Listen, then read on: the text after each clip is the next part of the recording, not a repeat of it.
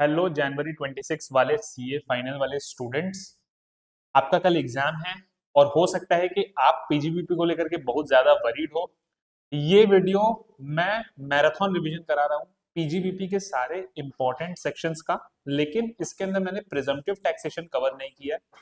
तो presumptive taxation के अलावा जितना भी जो भी चीज है पीजीबीपी के अंदर, उसके अंदर जो जो इम्पोर्टेंट पॉइंट्स है उन सबका हम लोग आज जो है क्विकली रिवीजन करेंगे, ताकि कल आप अपने एग्जाम के अंदर जो फर्स्ट क्वेश्चन है, मैंडेटरी क्वेश्चन है टोटल इनकम का, जिसके अंदर मेनली पीजीबीपी के ही सारे एडजस्टमेंट्स आते हैं, आप उनको जो है अच्छे से सॉल्व कर पाओ। देखो यार, ये वाले वीडियो के अंदर I will be very quick, क्योंकि ऑलरेडी रात हो चुकी है, कल आपको अपना पेपर लिखना है, मैं ज्यादा टाइम नहीं लूंगा, तो you will have to keep pace with me. देखो यार, सबसे पहले हम लोग बात कर लेते हैं section 28 charging section. Charging section है कि भाई क्या क्या चीजें पीजीबीपी के अंदर जाएंगी। इसके अंदर जो जो इंपॉर्टेंट चीजें उनको मैं हाईलाइट करते जाऊंगा। देखो, इसके अंदर एक चीज याद रखना, जो कॉम्पेंसेशन मिलता है, कोई अगर पर्सन है जो कि इंडियन कंपनी के अफेयर्स को होली या सब्सटेंशियली मैनेज करता है एंड उसका मैनेजमेंट का राइट टर्मिनेट हो गया है, तो उसको पीजीबीपी में लेकर के जाना है। या फिर मानो कोई दूसरी कंपनी है, इंडियन कंपनी नहीं है, मगर उसके इंडियन अफेयर्स को कोई मैनेज करता है, यानी कि यहाँ पर जो है मैनेजमेंट टर्मिनेशन के ऊपर कॉम्पेंसेशन पीजीबीपी में जाता है। एक एडजस्टमेंट जो बहुत कॉमन है यहाँ पर इंस्टीट्यूट पूछती है, वो ये है कि अगर किसी का एम्प्लॉयमेंट टर्मिनेट हुआ है तो वो कहा जाएगा, याद रखिएगा, वो जाएगा आपके सैलरी के हेड में, वो पीजीबीपी में नहीं जाएगा। और क्या है, किसी की अगर एजेंसी बिजनेस इंडिया के अंदर जो है वो टर्मिनेट हो जाती है, तो फिर उसका जो है पीजीबीपी के अंदर जाएगा। और एक चीज है कि मानो एनी पर्सन जिसका कि टर्मिनेट हो जा रहा है any contract relating to his business, अगर कोई कॉन्ट्रैक्ट बिजनेस का है, वो टर्मिनेट होने पर कोई कॉम्पेंसेशन मिल रहा है, वो आपका पीजीबीपी के अंदर टैक्स होगा। ये वाले पॉइंट के अंदर देखो, बस इतना ही रेलिवेंट है। एक पॉइंट आप और याद रखिएगा, ट्रेड प्रोफेशनल एसोसिएशन के केस के अंदर, मानो एक ट्रेड एसोसिएशन है, उसने अपने मेंबर से सबसे 5,500 रुपीज कलेक्ट किए, टोटल कलेक्शन हो गए 100 मेंबर से 5 लाख रुपए। उसने मानो इससे कोई सॉफ्टवेयर बना लिया जो बनाने की कॉस्ट पड़ी 4,50,000। क्या ये जो 50,000 का सरप्लस बच गया, ये क्या पीजीबीपी का इनकम है? नहीं। क्यों? क्योंकि ये 50,000 जो है ये सारे मेंबर से ही कलेक्ट हुआ था, 5 lakhs। आपके लिए क्या पीजीबीपी का इनकम रहेगा? अगर उस ट्रेड प्रोफेशनल या एसोसिएशन ने कोई स्पेसिफिक सर्विसेज परफॉर्म करने के लिए अपने मेंबर से कोई अगर फीस लिया है, वो आपका जाएगा पीजीबीपी के अंदर स्पेसिफिक सर्विसेज, याद रखिएगा। ठीक है सर। अच्छा, एक्सपोर्ट एंटाइटलमेंट जितने भी है, चाहे वो इंपोर्ट एंटाइटलमेंट लाइसेंस हो, डीईपीबी हो, डीएफआरसी हो, इन सब को बेचने पर जो प्रॉफिट होता है, ये आपका पीजीबीपी के अंदर जाता है। ये इंपॉर्टेंट पॉइंट है। बेनिफिट या perquisite whether convertible into money और नॉट अराइजिंग फ्रॉम बिजनेस या एक्सरसाइज ऑफ प्रोफेशन। मानो कोई पर्सन है जो कि एलजी का डीलर है, उसने उसको ये वाला टारगेट दिया गया कि आप साल के अंदर 500 टीवी सेल कर दो, हम आपको थाईलैंड का ट्रिप दे देंगे, आपकी पूरी फैमिली को। तो ये जो थाईलैंड के ट्रिप का जो फेयर मार्केट वैल्यू आएगा, ये उस पर्सन के लिए, उस डीलर के लिए, उसके पीजीबीपी का इनकम है। ठीक है, चलिए ठीक है, ये वाला हो गया। पार्टनरशिप के अंदर ये वाला पॉइंट इंपॉर्टेंट है। पार्टनरशिप के अंदर जो इंटरेस्ट, सैलरी, रेम्युनरेशन जो पार्टनरशिप को डिडक्शन की तरह मिल जाती है, वो पार्टनर्स के हाथ में हमेशा, याद रखिएगा, पीजीबीपी के अंदर टैक्स होता है। ना कि अगर उसे रेम्युनरेशन मिला तो आप उसे पार्टनर के हाथ में सैलरी में मत दीजिएगा, ये बात हमेशा याद रखिएगा। ठीक है, ये दोनों क्या, ये दोनों बेसिकली है non compete fees, exclusivity rights. Non compete fees हमेशा याद रखिएगा पीजीबीपी के अंदर टैक्स होता है, एक्सक्लूसिविटी राइट्स जो है वो पीजीबीपी के अंदर टैक्स होते हैं। लेकिन देखो यार, यहाँ पर कुछ कुछ बातों को ध्यान रखना कि नॉन कॉम्पीट फीस का मतलब ये नहीं है कि, देखिए, it is not applicable in respect of क्या, कोई अगर आपको राइट टू मैन्युफैक्चर, प्रोड्यूस या प्रोसेस एनी आर्टिकल और थिंग है, ये राइट अगर आप ट्रांसफर करते हो, ये कैपिटल गेन्स में जाएगा। सेकेंड चीज क्या है, right to carry on any business और प्रोफेशन, ये भी अगर आप ट्रांसफर करते हो तो ये आपका कैपिटल गेन्स में जाएगा। मतलब क्या है, जो आपके कैपिटल गेन्स में जा रहा है, उसके अलावा जो नॉन कॉम्पीट फीस है, वो आपके पीजीबीपी के अंदर टैक्स होगा, ये आपको ध्यान रखना है। ठीक है, कोई भी रिसीव्ड सम अगर आपको मिलता है under keyman insurance policy including bonus. देखो, कीमैन इंश्योरेंस पॉलिसी के ऊपर मैं अभी आपका कॉन्सेप्ट क्लियर कर देता हूँ। ये वो है जो एम्प्लॉयर को मिल रहा है, यानी कि कंपनी को मिल रहा है। तो मतलब क्या हुआ, देखो, कीमैन इंश्योरेंस पॉलिसी के ऊपर तीन टाइप की चीजें हो सकती है, ये मैं बड़ा क्विकली आपको बताता हूँ। ठीक है, देखो, जो कीमैन है अगर उसको खुद को मिल जाएगा तो वो उसके लिए क्या है, सैलरी हेड के अंदर जाएगा। किस में जाएगा? सैलरी हेड के अंदर। जो एम्प्लॉयर है उसको मिलेगा तो पीजीबीपी में जाएगा, और अगर कोई एम्प्लॉयर एम्प्लॉय रिलेशनशिप नहीं है, अदर है, तो फिर आईएफओएस में जाएगा। ठीक है, ये इंपॉर्टेंट पॉइंट आप हमेशा याद रखिएगा। ठीक है, कोई भी इन्वेंट्री को कैपिटल एसेट में कन्वर्ट कर देते हो तो डेट ऑफ कन्वर्जन पर जो फेयर मार्केट वैल्यू है वो आपका पीजीबीपी का इनकम बन जाता है। ठीक है सर। अच्छा, अब बहुत इंपॉर्टेंट पॉइंट ये है कि अगर आपका कोई स्पेक्यूलेटिव ट्रांजैक्शंस है तो उसका जो इनकम है वो भी आपका पीजीबीपी के अंदर ही जाएगा। लेकिन यहाँ पर एक चीज याद रखिएगा, स्पेक्यूलेटिव ट्रांजैक्शंस के केस के अंदर जो लॉस है वो सिर्फ और सिर्फ कोई दूसरे स्पेक्यूलेटिव ट्रांजैक्शन के प्रॉफिट से ही सेट ऑफ हो सकता है, वो नॉर्मल आपके बिजनेस के प्रॉफिट से सेट ऑफ नहीं हो सकता। नंबर वन, अगर आप उसे कैरी फॉरवर्ड करते हो तो भी याद रखिएगा कि वो कैरी फॉरवर्ड के अंदर भी आने वाले सालों के अंदर सिर्फ और सिर्फ स्पेक्यूलेटिव बिजनेस के प्रॉफिट से ही यूज हो सकता है। सर स्पेक्यूलेटिव ट्रांजैक्शन का मतलब क्या होता है? देखो, एकदम सिंपल शब्दों में बताऊं ना तो देखो, दो कंडीशन होनी चाहिए। सबसे फर्स्ट है कि वो जो कॉन्ट्रैक्ट है it is for the sale of shares, stock या कमोडिटी। क्या? SCC, shares, stock, shares, commodities या स्टॉक्स, एसएससी। एंड वो जो ट्रांजैक्शन है इट इज पीरियोडिकली या ultimately settled otherwise than by actual delivery. मतलब वो जो भी कमोडिटी है वो एक्चुअली डिलीवर नहीं होगा, वो आपका मानो अगर सेल ट्रांजैक्शन है तो वो एक कॉन्ट्राडिक्टरी परचेज ट्रांजैक्शन होकर के सेट ऑफ हो जाएगा, कभी भी एक्चुअल डिलीवरी नहीं होगी। ये हो गया आपका स्पेकुलेटिव ट्रांजैक्शन। लेकिन स्पेकुलेटिव ट्रांजैक्शन के अंदर तीन एक्सेप्शंस है, मैं क्विकली बता देता हूँ। Hedging contract in respect of raw materials, hedging contract in respect of stocks and shares, और एक है आपका hedging contract entered into bye a member of forward market या स्टॉक मार्केट। ये तीन जो हेजिंग कॉन्ट्रैक्ट्स है ये आपके स्पेकुलेटिव ट्रांजैक्शन नहीं होते। ऑल्सो आज के दिन में आप देख लो इंडिया के अंदर कई लोग एफ एंड ओ के अंदर ट्रेड करते हैं। आपको अगर एग्जाम के अंदर ये आ जाए कि कोई पर्सन है मिस्टर एक्स जो एफ एंड ओ के अंदर ट्रेड करता है, सर एफ एंड ओ क्या होता है? फ्यूचर्स एंड ऑप्शंस, यानी कि क्या? डेरिवेटिव्स। अगर कोई बंदा डेरिवेटिव्स में ट्रेड कर रहा है तो वो स्पेक्यूलेटिव ट्रांजैक्शन नहीं माना जाएगा। इवन दो आप देखोगे एफ एंड ओ के अंदर जो नेचर होता है उसके अंदर हम actually might not be actually purchasing it, मगर स्टिल डेरिवेटिव्स जो है वो नॉर्मल पीजीबीपी है, स्पेक्यूलेटिव ट्रांजैक्शन बोल करके स्पेक्यूलेटिव बिजनेस के अंदर नहीं जाएंगे। ये वाला बात हम हमेशा ध्यान रखिएगा। ठीक है सर। अगेन कमोडिटी डेरिवेटिव्स के अंदर भी अगर कोई पर्सन ट्रेड कर रहा है तो वो जो है आपका नहीं बनेगा पीजीबीपी, स्पेक्यूलेटिव पीजीबीपी नहीं बनेगा, नॉर्मल पीजीबीपी बनेगा। कंडीशन ये है कि कमोडिटीज ट्रांजैक्शन टैक्स पे होनी चाहिए। लेकिन यहाँ पर एक एक्सेप्शन है जो मैंने नीचे कवर किया है, वो एक्सेप्शन ये बोलता है कि अगर आपकी एग्रीकल्चरल कमोडिटी के अंदर ट्रांजैक्शन हो रही है तो इसमें प्लीज ध्यान रखिएगा कि उसके ऊपर सीटीटी अप्लाई ही नहीं होता है।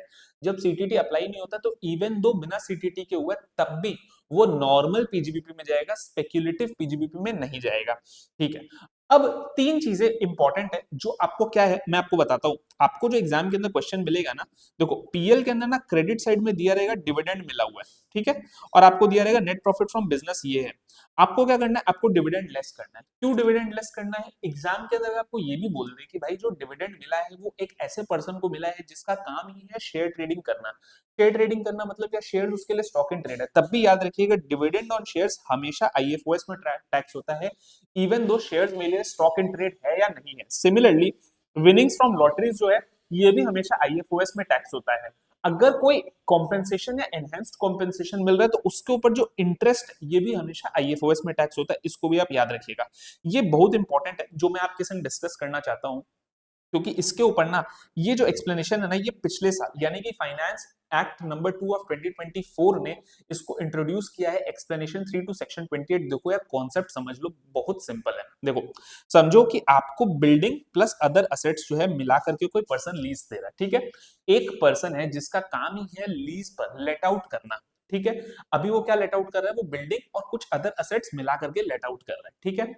उसके लिए क्या है? उसके लिए ये जो असेट्स है वो क्या है सर? स्टॉक इन ट्रेड है। उसके लिए बिल्डिंग भी स्टॉक इन ट्रेड है, उसके लिए अदर असेट्स भी स्टॉक इन ट्रेड है। द क्वेश्चन इज कि सर इसके अंदर क्या बिल्डिंग हाउस प्रॉपर्टी में जाएगा या बिकॉज मेरा बिजनेस है तो वो स्टॉक इन ट्रेड ये पीजीबीपी के अंदर जाएगा? देखो पहले एक केस लॉ था चेन्नई प्रॉपर्टीज का जो ये बोलता था कि अगर मेमोरेंडम ऑफ एसोसिएशन के अंदर जो चीफ ऑब्जेक्ट दिया हुआ है वो ये दिया हुआ है कि भाई मेरा जो चीफ ऑब्जेक्ट है वो रेंट पर देना, लेट आउट करना है, तो मेरे लिए बिजनेस है एंड वो मेरे लिए पीजीबीपी इनकम में जाएगा। लेकिन अब जो है एक्सप्लेनेशन 3 के बाद ये वाला पोजीशन ऐसा नहीं है। देखो इस पोजीशन के अंदर अब क्या है? आपको सबसे पहले देखना है कि जो दो लेटिंग्स है बिल्डिंग और अदर एसेट्स की, सर वो सेपरेबल है या वो इनसेपरेबल है। देखो अगर वो सेपरेबल है तो जो आपका बिल्डिंग है ना ये क्या है? अगर अगर ये जो है ये बिल्डिंग ये रेसिडेंशियल है ना तो फिर ये मैंडेटरी हाउस प्रॉपर्टी में जाएगा। अगर ये कमर्शियल है तो फिर पीजीबीपी में जाएगा या फिर हाउस प्रॉपर्टी। ये भी मैं बताता हूँ कि क्यों। ठीक है, देखो, अगर रेसिडेंशियल है ना तब तो कुछ सोचना ही नहीं है, हाउस प्रॉपर्टी में ही जाएगा। अगर कमर्शियल है लेकिन आप सिर्फ बिल्डिंग दे रहे हो, कोई और सर्विसेज नहीं दे रहे हो, सिर्फ और सिर्फ बिल्डिंग दे रहे हो तो हाउस प्रॉपर्टी, कोई भी आप सर्विसेज दे रहे हो तो पीजीबीपी। अगर लेटिंग्स इनसेपरेबल है तो फर्क नहीं पड़ता है कि रेसिडेंशियल है कि कमर्शियल है, वो हमेशा पीजीबीपी में ही टैक्स होगा। ठीक है, चलो आगे चलते हैं। अच्छा, देखो एक चीज याद रखना, ये जो है ये सिर्फ रेसिडेंशियल के लिए, कमर्शियल के लिए नहीं है। ठीक है sir, compensation for loss of earnings ये क्या टैक्सेबल है? हाँ ये टैक्सेबल है और पीजीबीपी के अंदर ही टैक्सेबल है। अच्छा सर, डिवैल्यूएशन ऑफ आईएनआर, इसके वजह से क्या हो रहा है? देखो इसके लिए एक सेपरेट सेक्शन है 43 है, लेकिन मैंने उसको सेपरेटली नहीं कवर किया। मैं आपको पहले ही बता देता हूँ, मैं सारे सेक्शंस नहीं कवर कर रहा हूँ इन नोट्स के अंदर। मुझे जो जो इंपॉर्टेंट लग रहा है मैं सिर्फ उनको कवर करते हुए जा रहा हूँ। देखो डिवैल्यूएशन ऑफ आईएनआर मतलब क्या? एक बंदे ने, एक एसएससी एक्सपोर्टर है, ठीक है, उसने कुछ गुड्स एक्सपोर्ट किए, उसने जो गुड्स एक्सपोर्ट किए वो थे $1000 के। जब एक्सपोर्ट किए तब डॉलर की वैल्यू थी 80 रुपीज, अब जब पेमेंट का टाइम आया तो वैल्यू हो गई 85 रुपीज। तो उसको जो शुरू में उसने 80,000 का परचेज रिकॉर्ड किया था, अब उसको पेमेंट करना पड़ रहा है 85,000 का। सर ये जो 5000 का उसको लॉस हुआ है, क्या ये पीजीबीपी में अलाउ होगा या आईएफओएस का लॉस है? सर ये पीजीबीपी का लॉस है। ठीक है, यही वाला चीज है। अच्छा देखो ये वाला एक इंपॉर्टेंट एडजस्टमेंट है जो मेरे हिसाब से कर लेना चाहिए। अच्छा ये सब याद याद रखना है, कहीं पे भी धर्मडा, मंदिर, गौशाला, कोई भी कस्टमरी लेवीज है ना, उसको पीजीबीपी का इनकम मत बनाना, मत बनाना। ठीक है, आपको एग्जाम के अंदर अगर दे भी देगा कि कोई एसएससी को ये सब मिला है, उसको पीजीबीपी, उसको क्या करना है, आपको पीएल के क्रेडिट साइड में देगा, आपको उसको लेस कर देना है। ठीक है, अच्छा अभी ये जो पॉइंट है ना, इस पॉइंट को समझो कि मैंने क्या किया। मैंने मार्जिन मनी के ऊपर एक बैंक को बोला कि मानो 1000 रुपए की आईसीआईसीआई की शेयर्स है, ठीक है, मैंने अपने बैंक को बोला कि मैं आपको आज 10% मार्जिन मनी देता हूँ, यानी कि 100 रुपीज देता हूँ, आप मेरे बिहाफ पे शेयर्स परचेज कर लो। बैंक ने परचेज कर लिया। अभी एक महीने बाद मेरे को फुल पेमेंट करनी थी, यानी कि बाकी 900 रुपीज भी बैंक को देने थे, मैं नहीं दे पाया। बैंक ने शेयर्स अपने नाम पर फोरफिट कर लिए और मेरी मार्जिन मनी जो 100 रुपए की थी इसको भी फोरफिट कर ली। द क्वेश्चन इज कि भाई ये जो मार्जिन मनी फोरफिट हुआ है ये क्या पीजीबीपी का है या आईएफओएस का है? आंसर है सर ये पीजीबीपी का है। ठीक है, क्यों? क्योंकि ये जो फोरफीचर है ये उसके बिजनेस से रिलेटेड है। जो एसएससी बैंक है उसका बिजनेस है मार्जिन पर लोगों के बिहाफ पे शेयर्स एंड सिक्योरिटीज को परचेज करके सेल करना। ठीक है, चलो हो गया। एक चीज हमेशा याद रखना यार, इलीगल इनकम हमेशा टैक्सेबल होती है, इलीगल एक्सपेंडिचर कभी भी अलाउ नहीं होता। मैंने क्या बोला? इनकम की नेचर लीगल है इलीगल है फर्क नहीं पड़ता, आप उसको टैक्स करो। एक्सपेंडिचर की नेचर अगर इलीगल है उसका अलाउंस नहीं मिलेगा, आप हमेशा याद रखना। अभी देखो ये इंपॉर्टेंट है, इसके अंदर क्या है ना, मैं तुमको जस्ट क्विकली बता देता हूँ। सेक्शन 30 पूरा रीड नहीं करेंगे। देखो आप या तो टेनेंट हो सकते हो किसी बिल्डिंग के, या आप ओनर हो सकते हो। रेंट का अलावेंस जो है ना यार वो सिर्फ टेनेंट को है, ओनर को नहीं है, क्योंकि नोशनल रेंट का कोई वो नहीं है। इंश्योरेंस हो गया, ये दोनों को मिलेगा। रिपेयर्स के अंदर एक चीज हमेशा याद रखना, सिर्फ और सिर्फ करंट रिपेयर्स अलाउड होते हैं, चाहे आप ओनर हो चाहे आप टेनेंट हो, करंट रिपेयर्स ही अलाउ होते हैं। रेट्स एंड टैक्सेस जो है ये जो है आपके, ये दोनों को अलाउ होते हैं। सर कैपिटल रिपेयर्स का क्या होगा? कैपिटल रिपेयर्स आपके कॉस्ट ऑफ बिल्डिंग के अंदर कैपिटलाइज हो जाएगी। सर करंट रिपेयर्स का मतलब क्या है? करंट रिपेयर्स का मतलब है वो रिपेयर्स जिससे आप खाली बिल्डिंग की जो लेवल है उसको बस मेंटेन कर रहे हो, आपके उन रिपेयर्स से बिल्डिंग के अंदर कोई एनहांसमेंट, कोई एडिशन इन वैल्यू नहीं हो रहा है। ठीक है, ये वाला चीज हम लोग का डिस्कस हो गया। सर प्लांट मशीनरी फर्नीचर के केस के अंदर रिपेयर्स और इंश्योरेंस का क्या फंडा है? सर सेम फंडा है, रिपेयर्स के अंदर सिर्फ और सिर्फ करंट रिपेयर्स अलाउ होंगे, इंश्योरेंस अलाउ हो जाएंगे। Sir rates and taxes plant machinery के केस में, फर्नीचर के केस में, sir rent plant machinery furniture के केस के अंदर भाई वो सेक्शन 31 में नहीं जाएंगे, वो सेक्शन 37 के अंदर चले जाएंगे। ठीक है, मैं बहुत क्विकली करा रहा हूं बिकॉज आपका कल एग्जाम है और मैं नहीं चाहता हूं कि आप पीजीबीपी के अंदर जरूरत से ज्यादा टाइम दो, मेरे संग करते हुए चलोगे, इस वीडियो में आपका होता चलेगा। देखो डेप्रिसिएशन क्या है? सेक्शन 32 है। डेप्रिसिएशन के लिए हमेशा दो कंडीशन याद रखिएगा। नंबर 1 जो असेसी है वो ओनर होना चाहिए प्रॉपर्टी का, एंड सेकंड चीज है वो जो असेट है वो यूज हुई है बिजनेस प्रोफेशन के अंदर ड्यूरिंग द प्रीवियस ईयर। ठीक है, ये दो कंडीशन हो गई। सर ओनर का मतलब क्या है? रजिस्टर्ड ओनर या बेनिफिशियल ओनर? हमेशा याद रखिएगा ओनर का मतलब होता है आपका बेनिफिशियल ओनर। बेनिफिशियल ओनर मतलब क्या? एक कंपनी के पास 100 ट्रक्स है, 100 ट्रक्स में से 50 ट्रक्स जो है वो डायरेक्टर्स के नाम पर रजिस्टर्ड, मगर यूज कंपनी ही करती है। कोई प्रोसीजरल कारण से वो डायरेक्टर्स के नाम पर रजिस्टर्ड है, तो आप हमेशा याद रखिएगा उस केस के अंदर पूरे के पूरे 100 ट्रक्स के ऊपर डिप्रिसिएशन मिलेगा। ठीक है सर। फ्रैक्शनल ओनरशिप भी चलेगा, हाँ सर चलेगा। सर एक चीज हमेशा हमें बताइए, लीज के केस के अंदर ये इंपॉर्टेंट एडजस्टमेंट है, ध्यान से सुन लो। लीज के केस के अंदर जो लेसर है, चाहे फाइनेंस लीज हो चाहे ऑपरेटिंग लीज हो, डेप्रिसिएशन हमेशा लेसर को मिलता है, लेसी जो है उसको नहीं मिलता है। सर ये पोजीशन उल्टा है जो आप इंडियस में करते हो उससे, तो प्लीज इसको ध्यान रखिएगा। ठीक है सर, हमने ध्यान रख लिया। सर हायर परचेज के केस में क्या होगा? सर हायर परचेज के केस के अंदर लेकिन उल्टा हो जाता है लीज से। मतलब क्या? हायर परचेज के केस के अंदर जो हायर परचेजर है उसी को डेप्रिसिएशन मिलती है, और कब से मिलती है? जिस साल से उसने हायर पे ले लिया है उसी साल से मिल जाती है। ठीक है, यही वाला चीज मैंने यहां पर रखा है। Sir used for the purpose of business और प्रोफेशन का मतलब क्या है सर? एक मेरे पास स्टैंड बाई इक्विपमेंट है सर, वो स्टैंड बाई इक्विपमेंट को मैंने अभी तक sir actual put to use नहीं किया है, लेकिन सर वो रेडी टू यूज है, क्या डिप्रिसिएशन मिल जाएगा? हाँ सर मिल जाएगा। ठीक है, ट्रायल रन ऑफ मशीन क्या सर यूज माना जाता है? हाँ सर माना जाता है। अच्छा, जहां पर आपका जो बिल्डिंग या प्लांट मशीनरी फर्नीचर है वो एक्सक्लूसिवली बिजनेस के लिए यूज नहीं होता है, वहां पर ये इंपॉर्टेंट एडजस्टमेंट है, याद रखिएगा। जितना प्रोपोर्शन बिजनेस के लिए यूज होता है, डेप्रिसिएशन का भी सिर्फ उतना ही प्रोपोर्शन अलाउ होगा, बाकी आपका अलाउ नहीं होगा। ठीक है सर, ये समझ में आ गया। सर एक चीज मुझे बताइए, एम्प्लॉइज को रुकाने के लिए हमने रेसिडेंशियल क्वार्टर्स दिए थे, उसके ऊपर हमने जो है डेप्रिसिएशन चार्ज किया है, वो क्या अलाउ होगा? हाँ अलाउ होगा। सर डेप्रिसिएशन को लेकर के एग्जाम में क्या एडजस्टमेंट आता है, एक चीज हमेशा याद रखिएगा, जब एग्जाम में दिया रहता है डेप्रिसिएशन एज पर बुक्स, इसका मतलब है this is depreciation as per companies act, इसको आपको ऐड करना है। अगर उसमें क्वेश्चन में दे दिया होगा depreciation as per IT act, तो उसे आप रिकम्प्यूट मत करने बैठिएगा, वो सही दिया हुआ है उसको रिड्यूस कर दीजिएगा।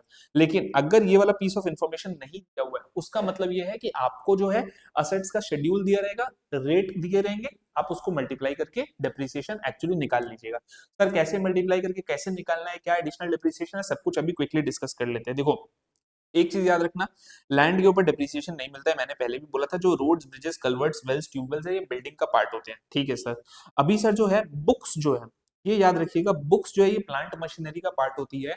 सर एक चीज और है, क्या गुडविल इंटेंजिबल असेट्स के ऊपर हम लोगों को जो है गुडविल ऑफ बिजनेस प्रोफेशन के ऊपर डिप्रिसिएशन मिलता है? नहीं sir, goodwill of business profession के ऊपर डिप्रिसिएशन नहीं मिलता है। सर ब्लॉक ऑफ असेट्स कैसे बनाना है, एग्जाम के अंदर अगर आ गया तो हमेशा दो चीजें याद रखना। मतलब क्या है, क्लास ऑफ असेट एक चीज होता है, रेट ऑफ असेट एक चीज होता है। क्लास कितने होते हैं? देखो चार क्लास होते हैं, building, furniture, plant machinery, intangibles. तो जहां पर आपका क्लास भी सेम है और रेट भी सेम है, दोनों सेम है, आपका क्लास और रेट वो मिला करके आपका एक ब्लॉक बन जाता है। ठीक है सर, ब्लॉक बन गया। क्विकली अगर मैं आपको करा दूं कि क्या क्या रेट्स ऑफ डेप्रिसिएशन है, देखो जस्ट मेरी तरफ देखते चलो और अपने लोग रिवाइज करते चलेंगे। रेसिडेंशियल बिल्डिंग के ऊपर क्या है? 5% है sir. Guest house, hotels, boarding inns, ये सब क्या सर रेसिडेंशियल है? नहीं, ये रेसिडेंशियल नहीं है, इसको नॉन रेसिडेंशियल मानेंगे, जिसके ऊपर 10% है। सर कंस्ट्रक्शन साइट के ऊपर हमने कोई टेम्पोररी इरेक्शन खड़ा कर दिया, उसको क्या करेंगे? उसको 40% देंगे। अच्छा, फर्नीचर के ऊपर क्या है सर? 10% है सर। इलेक्ट्रिकल फिटिंग, स्विच वगैरह, ये क्या है? 10% पर आएगा। अच्छा देखो, motor cars other than using in the business of running them on hire, ये क्या है? ये है 15%। यहां पर एक इंपॉर्टेंट एडजस्टमेंट तुमको अभी बता देता हूं, अभी बता देता हूं, क्योंकि ये वाला इंपॉर्टेंट एडजस्टमेंट का कॉन्सेप्ट जो है समझ लो। देखो मानो मैं हूं एचएसबीसी बैंक, ठीक है, ये आ गया एक बंदा, इसने मेरे से ले लिया एक गाड़ी के लिए लोन, ठीक है, और ये बंदा इसको हायर पर रन करता है। अब क्या होगा? देखो ये मैंने इसको लीज आउट किया गाड़ी, ठीक है, ये मैंने इसको कार लीज आउट की है। अभी द पॉइंट इज कि लेसर मैं हूं, अगर लेसर मैं हूं तो मेरे को डेप्रिसिएशन मिलेगा। अभी क्वेश्चन ये है कि हायर पर जो चला रहा है वो ये चला रहा है जो कि लेसी है, तो उस केस के अंदर सर हम लोग को क्या रेट ऑफ डेप्रिसिएशन डालना है? Other than running them on hire वाला रेट पे डालना है या रनिंग देम ऑन हायर के रेट पे डालना है? तो याद रखना यहां पर आपको हायर के रेट पे डालना है, बिकॉज अल्टीमेटली जो यूज हो रहा है वो देखा जाता है। तो इस बात को हमेशा याद रखिएगा। ठीक है, चलो वापस लौटते हैं रेट्स के ऊपर। मैंने क्या बोला? अगर मोटर कार है other than running in the business of hire है, तो फिर क्या है? 15%। Running them in the business of hire होने पर क्या हो जाएगा सर? 30% हो जाएगा। कहां पर दिया हुआ है? ये देखो, ये देखो यहां पर दिया हुआ है आपका कि used in the business of running them on hire जो है आपका ये रहा। अदर देन के अंदर 15% है, और अगर आपका used in the business of running them on hire है वो 30% है। सर एक चीज और बताइए मेरे को कि नॉर्मल रेट क्या है प्लांट एंड मशीनरी का? देखो नॉर्मल रेट तो है 15%, लेकिन पानी पर चलने वाली plant and machinery, ships, speed boats, inland waterways के ऊपर इनको मिलता है आपका 20%। कंप्यूटर एंड प्रिंटर वगैरह के ऊपर होता है सर 40%। कंप्यूटर सॉफ्टवेयर के ऊपर भी होता है सर 40%। कोई पोल्यूशन कंट्रोल इक्विपमेंट है उसके ऊपर भी है सर 40%। उसके अलावा क्या रिन्यूएबल एनर्जी डिवाइस है उसके ऊपर भी है 40%। एरोप्लेन के ऊपर क्या है 40% है। तो ठीक है, मोटा मोटी जो है हमने डिस्कशंस कर ली है, ये आपको क्लियर हो गया है। ठीक है सर, एक पॉइंट और, इंटेंजिबल एसेट्स के ऊपर क्या है 25% है। ठीक है, अच्छा अभी क्या है, अभी आ जाते हैं कि अपने लोग ब्लॉक के अंदर क्या है। देखो ब्लॉक के अंदर ना अगर आपको डेप्रिसिएशन कंप्यूट करने के ऊपर देखो दो चीज हो सकती है, या तो जो आपका मेन क्वेश्चन आएगा उसके अंदर कोई एडजस्टमेंट रहेगा, लेकिन हायर चांसेस है कि डेप्रिसिएशन के ऊपर ना आपके एमसीक्यू के अंदर कोई 2 या 4 नंबर आ जाए। तो इसलिए ना ये वाले पार्ट को ना थोड़ा सा ध्यान से सुन लो कि देखो ओपनिंग डब्ल्यूडीवी से स्टार्ट करोगे उस ब्लॉक के, उसमें क्या ऐड करना है सर, एक्चुअल कॉस्ट ऐड करना है। सर एक्चुअल कॉस्ट कैसे निकलेगा, जैसे आपका अकाउंटिंग स्टैंडर्ड्स के लिए मोटा मोटी आप जो जो चीज लेते हो ना वो सारी चीजें आपको यहाँ पर भी ले लेने की है। उसमें से लेस क्या करना है सर, लेस करना है आपको मनीज पेबल।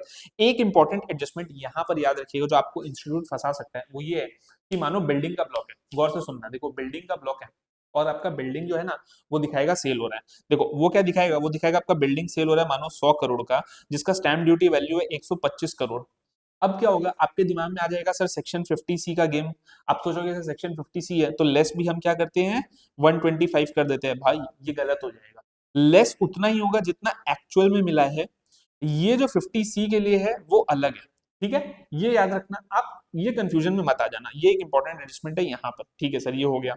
अभी क्या है सर, अगर मानो कोई असेट को आपने सेल नहीं किया लेकिन डिस्कार्ड करके रख दिया है, क्या मैंने बोला, मैंने बोला आपने सेल नहीं किया लेकिन वो मानो असेट डेमोलिश हो गया या आपने उसको डिस्कार्ड कर दिया है, तो उसका स्क्रैप वैल्यू लेना मत भूलना मेरे भाई, प्लीज मत भूलना। मैं तुमको एक और एडजस्टमेंट बताता हूँ इसी से रिलेटेड, बहुत इंपॉर्टेंट है, ध्यान से सुनो। देखो तुमको क्या दिया रहेगा, तुमको दिया रहेगा कि एग्जाम के अंदर क्वेश्चन पेपर के अंदर दिया रहेगा कि कोई कैपिटल असेट है। ठीक है, वो कैपिटल असेट जो है वो आपका डिस्ट्रॉय हो गया है। डिस्ट्रॉय हो गया है तो आपने उसको क्या कर दिया, आपने उसको डिस्कार्ड कर दिया। अब एक चीज समझो यार, वो जो कैपिटल असेट था ना वो आपका used in the purpose of business profession अगर दिया हुआ है तो आपको पता है क्या करना है, उसका जो स्क्रैप वैल्यू है उसको आपको लेस करना है, किससे, आपके ब्लॉक से। इस एडजस्टमेंट का, इस पॉइंट का प्रैक्टिकल इंप्लीकेशन आपके एग्जाम के लिए यही चीज है, तो इसको एकदम ध्यान रखने का। ठीक है, अगर कोई असेट स्लम सेल में ट्रांसफर हुआ है, उनका क्या करना है, मानो कि वही असेट्स आपके ब्लॉक में डे वन से थे जब से अक्वायर हुए, तो उनका क्या करना है, सिंपली आप ये करना कि उसके हिसाब से जो आज डब्ल्यूडीवी बनता है उन असेट्स का, उसको निकाल करके आप ट्रांसफर कर देना। ठीक है, अभी जो आपका बच गया ये क्या है, इसी के ऊपर आपको अपना रेट अप्लाई करना है और आपका डेप्रिसिएशन निकल गया। सर इतना सिंपल है क्या, नहीं इतना सिंपल नहीं। दो तीन बातें यहाँ पे ध्यान रखना, कभी भी देखो डब्ल्यूडीवी फाइनल निल नहीं होना चाहिए। क्यों नहीं होना चाहिए, क्योंकि सेक्शन 50 के अंदर अगर इससे नीचे कुछ जाता है, मानो आपका ये जो वैल्यू था ये दोनों मिला करके आपका, सॉरी ये दोनों मिला करके आपका आया 100 रुपए और आपने जो सेल किया वो आया सर 150, तो ये जो 50 का एडिशनल है ना जिसके कारण आपका डब्ल्यूडीवी निल जा सकता है, आप उसको जीरो पर, सॉरी निल से नीचे जा सकता है, आप डब्ल्यूडीवी को जीरो पर ही छोड़ना। ये 50 आपका सेक्शन 50 के अंदर जो है शॉर्ट टर्म कैपिटल गेन बन जाएगा। एक चीज हमेशा याद रखना, सेक्शन 50 के अंदर डेप्रिशिएबल एसेट्स के लिए हमेशा शॉर्ट टर्म कैपिटल गेन या शॉर्ट टर्म कैपिटल लॉस ही होगा, लॉन्ग टर्म हो ही नहीं सकता है। ठीक है, चलो ये वाला पॉइंट भी अपना क्लियर है। अच्छा ठीक है, अभी सर क्या है, अभी हम लोग आगे बढ़ते हैं, यहाँ पर आ जाते हैं कि यार इसके अंदर ना ये सारी चीजें देखो सिंपल है, इन सब के ऊपर नहीं जाऊंगा मैं, अभी सिंपल सा आपको दो चीजें यहाँ पे खाली करा देना चाहता हूँ। ये देखो यार एक इंपॉर्टेंट है कि मानो एक असेसी, ठीक है, उसका अभी तक जो था बिजनेस, आपको क्या दिया रहेगा एग्जाम के अंदर, क्वेश्चन के अंदर एमसीक्यू में आएगा कि आपका 25-26 के अंदर, प्रीवियस ईयर 25-26 के पहले तक जो असेसी है ना उसका इनकम जो था ना वो टैक्सेबल नहीं था। तो उसने क्या किया है, अभी तक कोई टैक्स में आज तक कुछ भी डेप्रिसिएशन वगैरह कंप्यूट नहीं किया, लेकिन उसने क्या किया, उसने दो चीजें की है, उसने बुक्स ऑफ अकाउंट्स मेंटेन किया है और बुक्स के अंदर उसने डेप्रिसिएशन दिया है। अब क्या है, अब इस साल जब उसको टैक्स में इनकम कंप्यूट करनी है तो क्वेश्चन ये आएगा कि उसके पास जो असेट्स है उसका ओपनिंग डब्ल्यूडीवी क्या लोगे, तो जो बुक्स के अंदर जो है वो लेना। लेकिन दो कंडीशन मैंने क्या बोली, अगर उस बंदे ने मानो बुक्स ऑफ अकाउंट्स मेंटेन नहीं किए थे या फिर मेंटेन किए थे डेप्रिसिएशन नहीं चार्ज किए थे तो ये नहीं होगा। सर उस केस में क्या होगा, उस केस में जो उसका एक्चुअल कॉस्ट था जिस भी साल उसने एक्वायर किया वो उसको मिल जाएगा। ठीक है, चलो अभी आगे चलते हैं। मेथड ऑफ डेप्रिसिएशन में खाली ये वाला एक पॉइंट है जो ट्रिकी पॉइंट है, मैं आपको बताता हूँ। अगर असेसी सिर्फ पावर डिस्ट्रीब्यूट करता है, मतलब क्या, अगर assessee power generation and distribution में तो उसको एसएलएम का ऑप्शन है, अगर सिर्फ डिस्ट्रीब्यूशन में उसको नहीं है, बाकी तो सबके लिए डब्ल्यूडीबी मैंडेटरी है। सर एक चीज हमेशा याद रखना, ये बड़ी मिस्टेक है जो बहुत सारे स्टूडेंट्स करते हैं, वो ये है कि देखो भाई अक्वायर मानो असेट हुआ था 24-25 के अंदर, उसका पुट टू यूज हुआ है 25-26 के अंदर, मानो दिसंबर 25 में। अभी स्टूडेंट्स क्या देखते हैं, स्टूडेंट्स देखते हैं sir first time put to use हुआ दिसंबर 25 के अंदर, यानी कि लेस देन 180 डेज, यानी कि 50% डिप्रिसिएशन ही देना। भाई ये गलत है।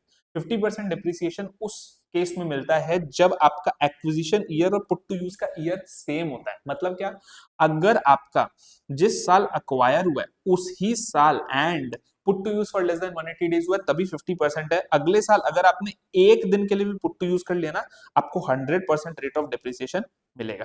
ठीक है, चलो ये वाला मिस्टेक कभी भी मत करना। सर लेस देन 180 डेज वाला नियम क्या सिर्फ नॉर्मल डिप्रिसिएशन के लिए? नहीं भाई, एडिशनल डिप्रिसिएशन के लिए भी है, याद रखना। ठीक है सर, आपके लिए क्या डेट रेलिवेंट है? जनवरी 26 वालों, तुम लोगों को एग्जाम के अंदर 180 डेज कैलकुलेट मत करने बैठना, बस ये देखना अप टू 3 अक्टूबर अगर हो गया है पुट टू यूज तो फिर फुल डिप्रिसिएशन मिलेगा। आफ्टर 3 अक्टूबर यानी कि क्या, ऑन और आफ्टर 4th, आफ्टर 3rd या फिर ऐसे बोलो ऑन और आफ्टर 4th तो हाफ डिप्रिसिएशन है। चलो आगे चलते हैं।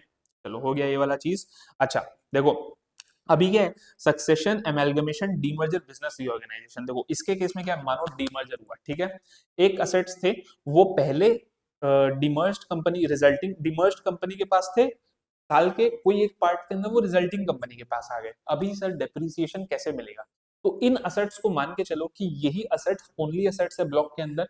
अगर यही असेट्स ओनली असेट्स है ब्लॉक के अंदर तो जो डेप्रिसिएशन होता है साल भर का वो निकाल लो और उसको नंबर ऑफ डेज के अंदर डिवाइड कर दो, ratio of number of days के अंदर डिस्ट्रीब्यूट कर दो सक्सेसर को और प्रेडिसेसर को। ठीक है, अच्छा सर एडिशनल डेप्रिसिएशन कब मिलता है? एक चीज याद रखना, एडिशनल डेप्रिसिएशन सिर्फ और सिर्फ प्लांट एंड मशीनरी के केस में ही मिलेगा, बिल्डिंग वगैरह के केस में नहीं मिलता है। अगर आप मैन्युफैक्चर के बिजनेस में हो तो ही आपको मिलेगा, वरना आपको नहीं मिलेगा। या फिर आप पावर जनरेशन, ट्रांसमिशन और डिस्ट्रीब्यूशन करते हो तो ही आपको मिलेगा। सर रेट क्या है? रेट जो है आपका 20% का रेट है। ठीक है, अच्छा एक चीज याद रखना, कुछ कुछ असेट्स है जो क्वालिफाई नहीं करते। क्या? शिप्स एंड एयरक्राफ्ट नहीं क्वालिफाई करता है, सेकंड हैंड प्लांट मशीनरी नहीं हो सकती है, ओल्ड प्लांट मशीनरी नहीं हो सकती, कोई आपने ऑफिस अप्लायंसेस खरीद लिए वो नहीं हो सकता है, कोई आपने रोड ट्रांसपोर्ट व्हीकल्स खरीद लिए वो नहीं हो सकता है। देखो मेजर तो देखो यही है, कोई रेसिडेंशियल अकोमोडेशन के लिए कोई असेट खरीदा उसके ऊपर भी नहीं मिलेगा। यहाँ पर देखो ऑफिस अप्लायंस के अंदर मैं खाली एक चीज बोल देना चाहता हूँ, कंप्यूटर जो देखो वो ऑफिस अप्लायंस है, लेकिन अगर मान लो एग्जाम के अंदर एडजस्टमेंट ये दिया है कि जो कंप्यूटर है वो फैक्ट्री के अंदर एक्वायर हुआ है तो फिर उसके ऊपर एडिशनल डेप्रिसिएशन दे देने का। ठीक है, चलो एडिशनल डेप्रिसिएशन याद रखना सिर्फ तभी मिलता है जब डब्ल्यूडीवी मेथड फॉलो होता है। यानी कि क्या, अगर पावर जनरेशन वाले ने एसएलएम फॉलो किया है उसको नॉर्मल डेप्रिसिएशन तो जो एसएलएम के हिसाब से वो मिल जाएगा, उसको एडिशनल डेप्रिसिएशन नहीं मिलेगा। ठीक है, अभी आ जाते हैं आगे, अनएब्सॉर्ब डेप्रिसिएशन। देखो भाई अनएब्सॉर्ब डेप्रिसिएशन को लेकर के ना खाली एक सिंपल सा दो चीजें खाली याद रख लो यार, काम हो जाएगा, पूरा पढ़ने की जरूरत नहीं है। नंबर 1 क्या है, अनएब्सॉर्ब डेप्रिसिएशन जो है आपका वो किसी भी अदर हेड से, पीजीबीपी के अलावा किसी भी अदर हेड से सेट ऑफ हो जाएगा, लेकिन सैलरी से नहीं होगा। कभी भी उसको सैलरी से मत करना। अच्छा सर कैरी फॉरवर्ड कब तक होता है? Sir indefinite carry forward allowed है उसका। ठीक है, इनडेफिनिट कैरी फॉरवर्ड अलाउड है सर, कैरी फॉरवर्ड कर देंगे। तो क्या rate of priority, order of priority क्या है? तो सबसे पहले याद रखना current year depreciation set of होगा, फिर broad forward business loss set of होगा और उसके बाद जो आपका सेट ऑफ होगा ना वो होगा आपका अनएब्सॉर्ब डेप्रिसिएशन। अच्छा अगले साल से बिजनेस ही रेलिवेंट नहीं है तो भी क्या अनएब्सॉर्ब डेप्रिसिएशन मिलेगा? हाँ भाई मिलेगा unabsorbed depreciation. Sir actual cost का मतलब क्या है? एक्चुअल कॉस्ट के अंदर हम लोग कुछ कुछ इंपॉर्टेंट एडजस्टमेंट्स खाली देख लेते हैं। नंबर 1 क्या है, अगर कोई आपको सब्सिडी मिल गई उसको एक्चुअल कॉस्ट से हटा दो। अच्छा सर इंटरेस्ट का क्या है? इंटरेस्ट के अंदर याद रखना पुट टू यूज के डेट तक का जो भी इंटरेस्ट है वो असेट के अंदर कैपिटलाइज होगा और उसके बाद का जो भी इंटरेस्ट है वो 36(1)(3) के अंदर पीएल के अंदर डेबिट होगा। तो आपको पता है क्या एडजस्टमेंट दिया रहेगा? आपको पीएल के डेबिट साइड के अंदर ना इंटरेस्ट दिया रहेगा और बोलेगा कि ये कैपिटल असेट को अक्वायर करने के लिए इंटरेस्ट है जो बिजनेस प्रोफेशन के अंदर यूज होती है। आपको क्या करना है, आपको पीजीबीपी के लिए सिर्फ उतना ही पार्ट ऐड करना है जितना पुट टू यूज के डेट तक का है, उसको आपने ऐड कर दिया ना, बाद बाकी तो डेबिटेड है वो ठीक डेबिटेड है। ठीक है, चलो आ जाते हैं अभी पीछे। अभी ये सब हो गया।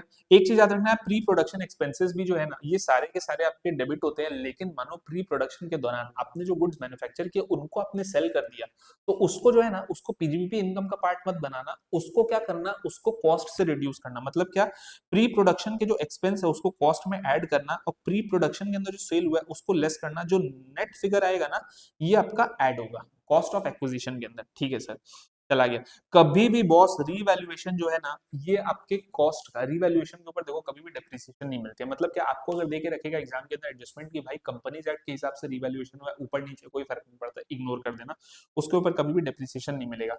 अच्छा सर, साइंटिफिक रिसर्च का जो असेट है उसका एक्चुअल कॉस्ट क्या है? नील है। मतलब क्या है सर, अभी हम लोग आगे चल के 41(3) रिवाइज करेंगे, तब मैं इसको ढंग से तुमको समझाऊंगा, अभी के लिए एक बार छोड़ दो।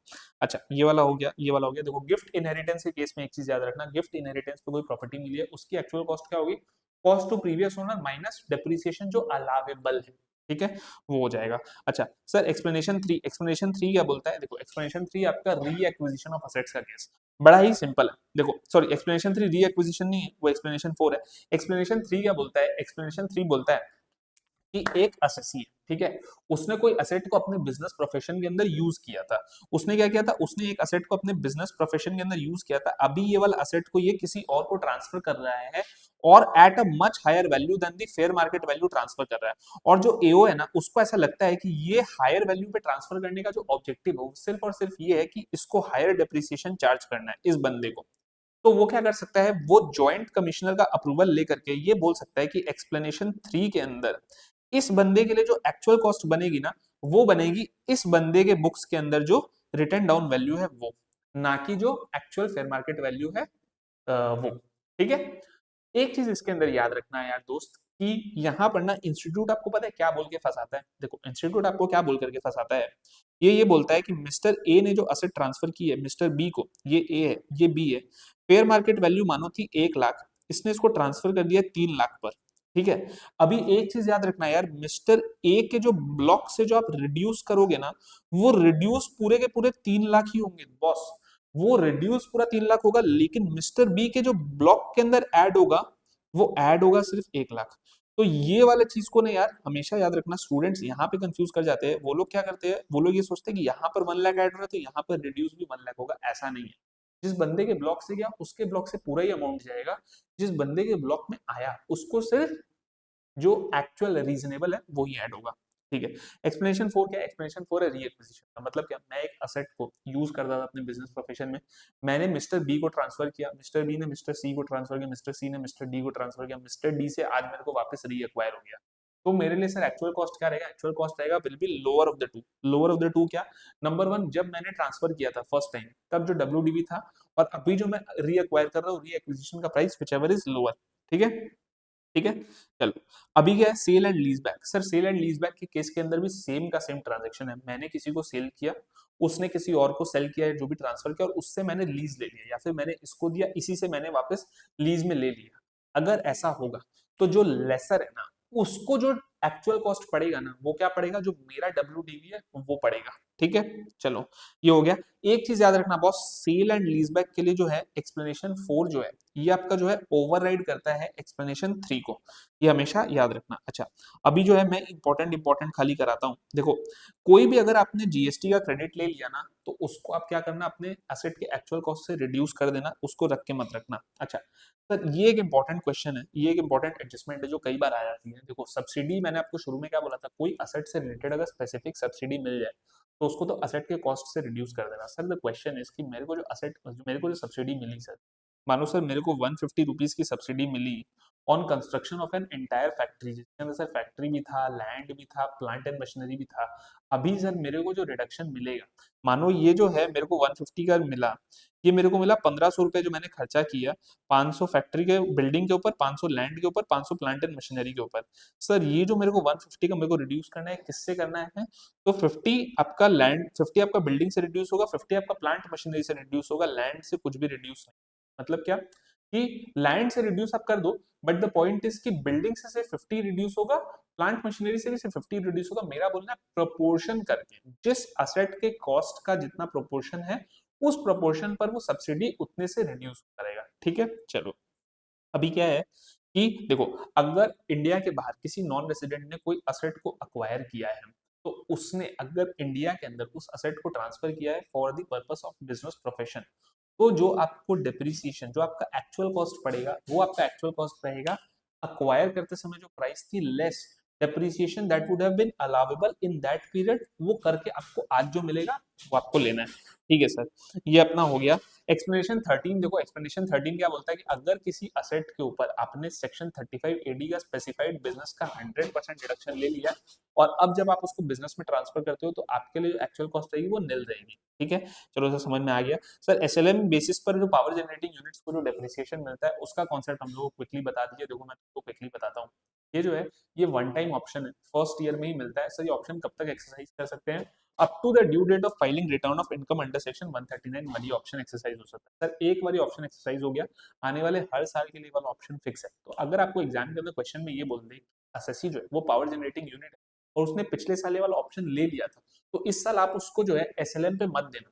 अगर उसने पिछले साल ये वाला ऑप्शन लिया था, ये वो डब्ल्यूडीबी पे करेगा या फिर वो एसएलएम पे करेगा, व्हाटएवर द केस में भी, तो आप इस साल का भी इम्प्लिसिट अजम्पशन कर देना कि उसका वही है।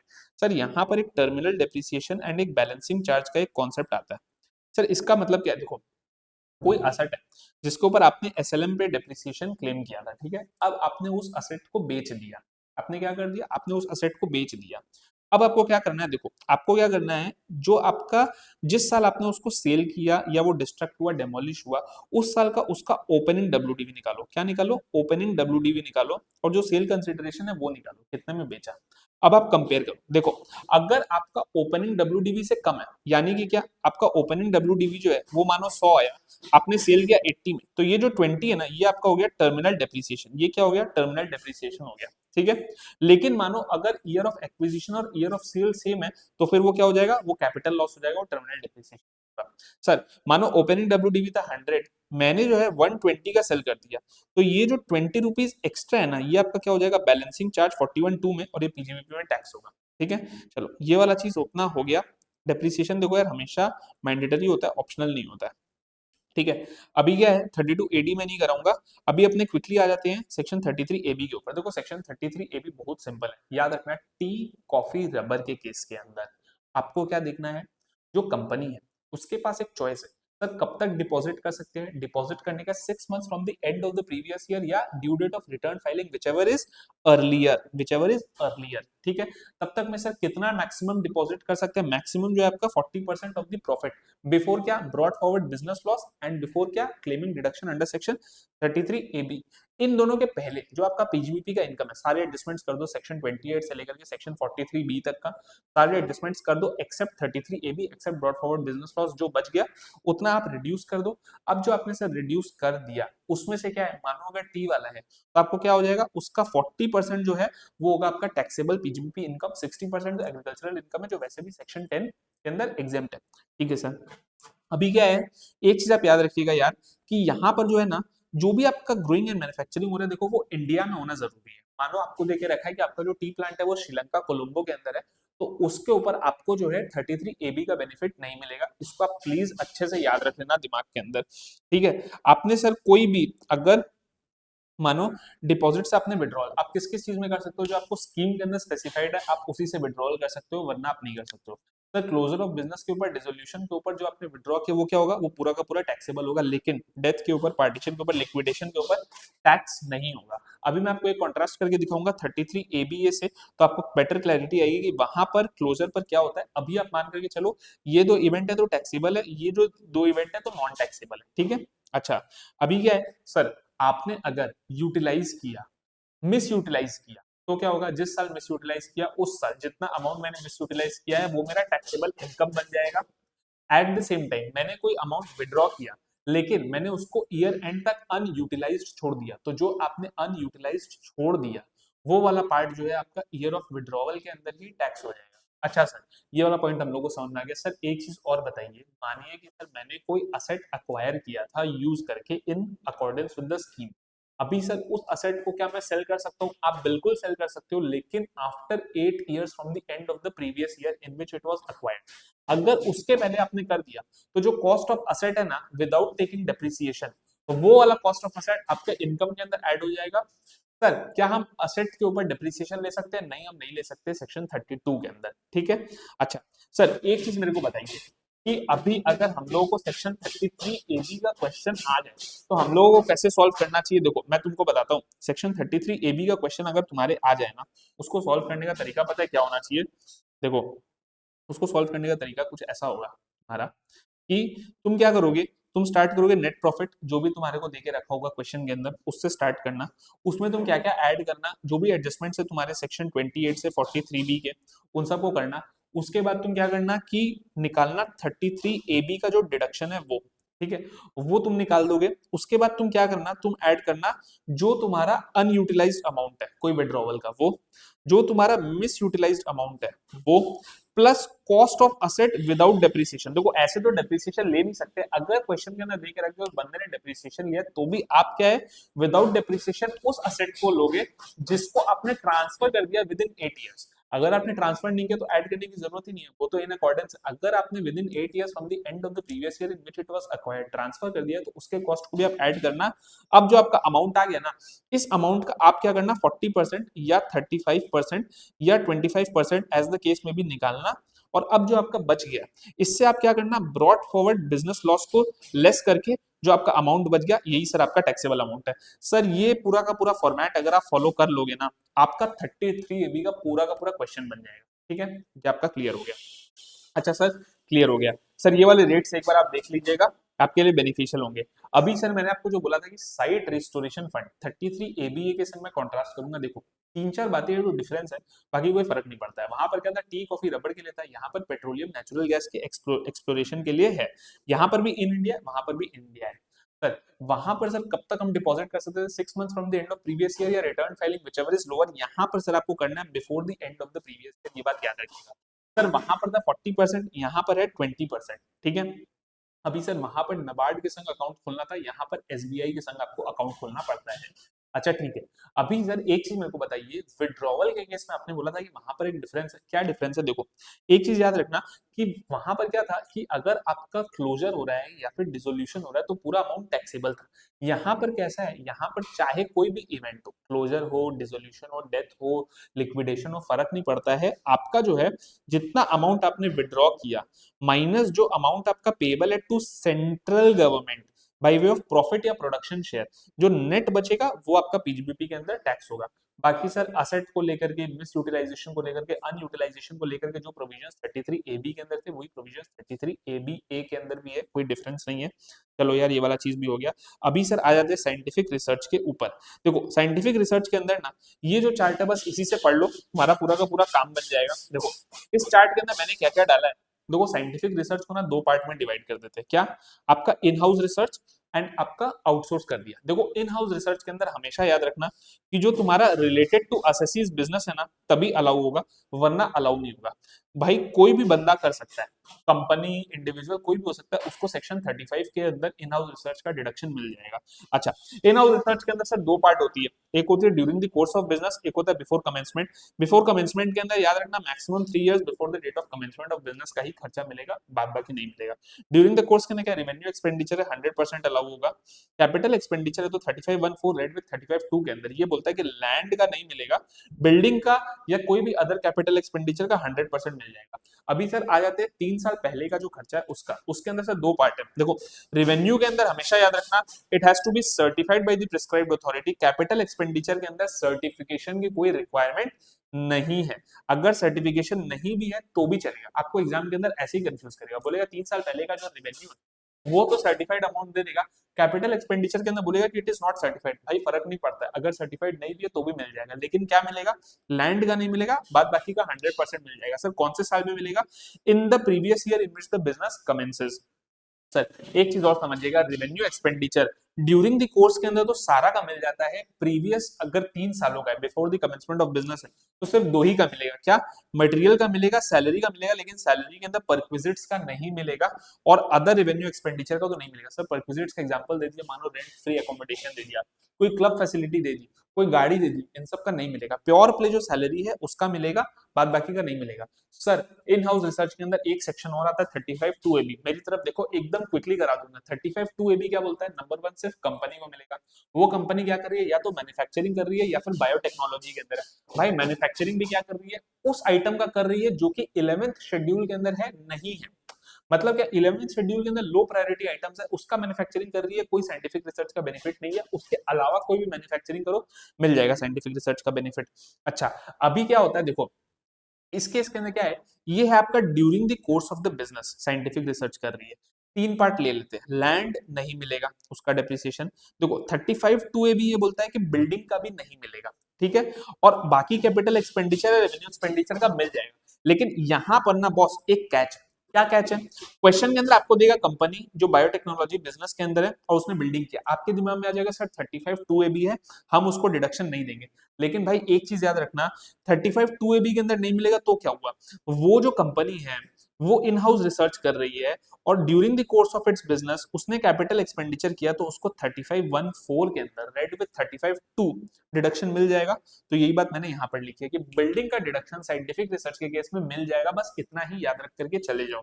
अच्छा, दूसरा क्या है सर, अब हमने आउटसाइडर्स को डोनेशन दी, आउटसाइडर्स को डोनेशन दिया, उस केस में याद रखना द रिसर्च मे और may not be related to assessee's business. मतलब क्या, इन हाउस रिसर्च के अंदर याद रखना मेरे बिजनेस से रिलेटेड होना चाहिए तो ही मिलेगा। अगर मैंने आउटसोर्स कर दिया रिसर्च को तो फिर मेरे बिजनेस से रिलेटेड हो नहीं हो कोई फर्क नहीं पड़ता है। देखो इसके इसके अंदर तीन पार्ट है। Approved research institute, university, college, institute, इसको आपने दिया। साइंटिफिक रिसर्च के लिए दिया 35(1)(2) में मिल जाएगा। अगर आपने स्टैटिस्टिकल या सोशल रिसर्च के लिए दिया 35(1)(3) में मिल जाएगा। आपने अप्रूव्ड इंडियन कंपनी को दिया साइंटिफिक रिसर्च के लिए 35(1)(2) में मिल जाएगा 100%। लेकिन याद रखना कि देखो अभी क्या हो रहा है, अभी है एक बंदा, ठीक है, ये क्या है, ये है आपकी कंपनी, इंडियन कंपनी, और इसने क्या किया, इसने और एक अप्रूव्ड इंडियन कंपनी को पकड़ा। इसने क्या किया, अप्रूव्ड इंडियन कंपनी को पकड़ा और इसने इसको डोनेशन दे दिया, ठीक है, फॉर डूइंग साइंटिफिक रिसर्च। अभी क्या किया, इस बंदे ने 35(1)(2) के अंदर डिडक्शन क्लेम कर लिया, ये वाला इसको पूरा मिल गया।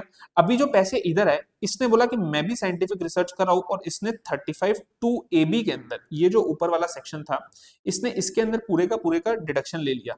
गवर्नमेंट ने बोला ये नहीं चलेगा, जिसको 35(1)(2)(a) मिलता है जिस कंपनी को, वो कंपनी 35(2)(a)(b) का बेनिफिट नहीं ले सकती है। लेकिन सर लेकिन ये कंपनी अल्टीमेटली क्या कर रही है, अल्टीमेटली तो ये कंपनी साइंटिफिक रिसर्च कर रही है जिसको डोनेशन मिला, डोनी, वो तो साइंटिफिक रिसर्च कर रही है। तो उस केस के अंदर क्या होगा कि उस कंपनी को सेक्शन 35 के हिसाब से जो एक्सपेंडिचर्स है, चाहे रेवेन्यू हो चाहे कैपिटल हो, उनका डिडक्शन मिल जाएगा।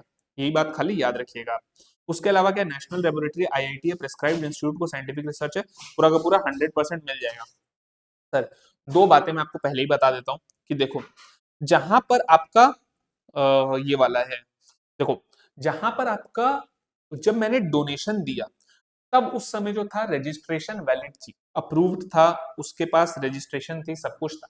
मेरे डोनेशन देने के बाद उसकी रजिस्ट्रेशन अगर कैंसिल होती है, अप्रूवल कैंसिल होती है, उससे कोई फर्क नहीं पड़ता है। माई डोनेशन, माई साइंटिफिक रिसर्च का deduction will not gate impacted. दूसरी बात एक चीज और याद रखिएगा, अगर जो ये वाली कंपनी है, डोनर है, डोनर अगर उसने 115 BA, BAA, BAB, BAC, BAD, BAD, BAE के अंदर टैक्स भरा है, तो ये जो डोनेशन टू आउटसाइडर्स है ना, ये वाला उसको नहीं मिलेगा। मतलब क्या, अगर आपने ऑल्टरनेट टैक्स रेजिम ले लिया तो आपको इन हाउस रिसर्च का बेनिफिट मिल जाएगा, आपको आउटसाइडर्स को जो डोनेशन दिया उसका बेनिफिट नहीं मिलेगा।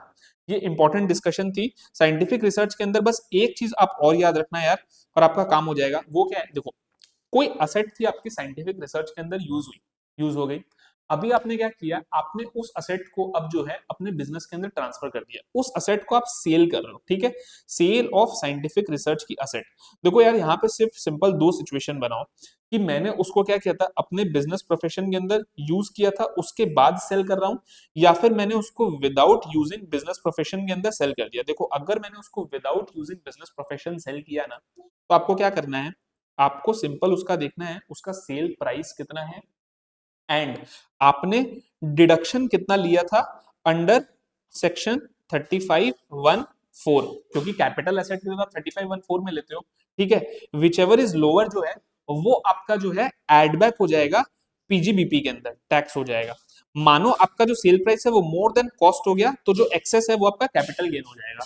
सर अगर आपने उसको बिजनेस प्रोफेशन में यूज किया तो जो आपका ब्लॉक ऑफ असेट्स के अंदर एक्चुअल कॉस्ट है ये नील पकड़ा जाएगा, और जब कभी भी वो सेल होगा तो आपका सेक्शन 50 के हिसाब से जो डेप्रिशिएबल एसेट्स के लिए जो कॉन्सेप्ट है वो अप्लाई होगा। हमारा देखो सेक्शन 35 पूरा का पूरा कंप्लीट हो जाता है। अभी सर आगे आ जाते हैं सर टेलीकॉम लाइसेंस और स्पेक्ट्रम के ऊपर, सेक्शन 35(a)(b)(a), सेक्शन 35(a)(b)(b)।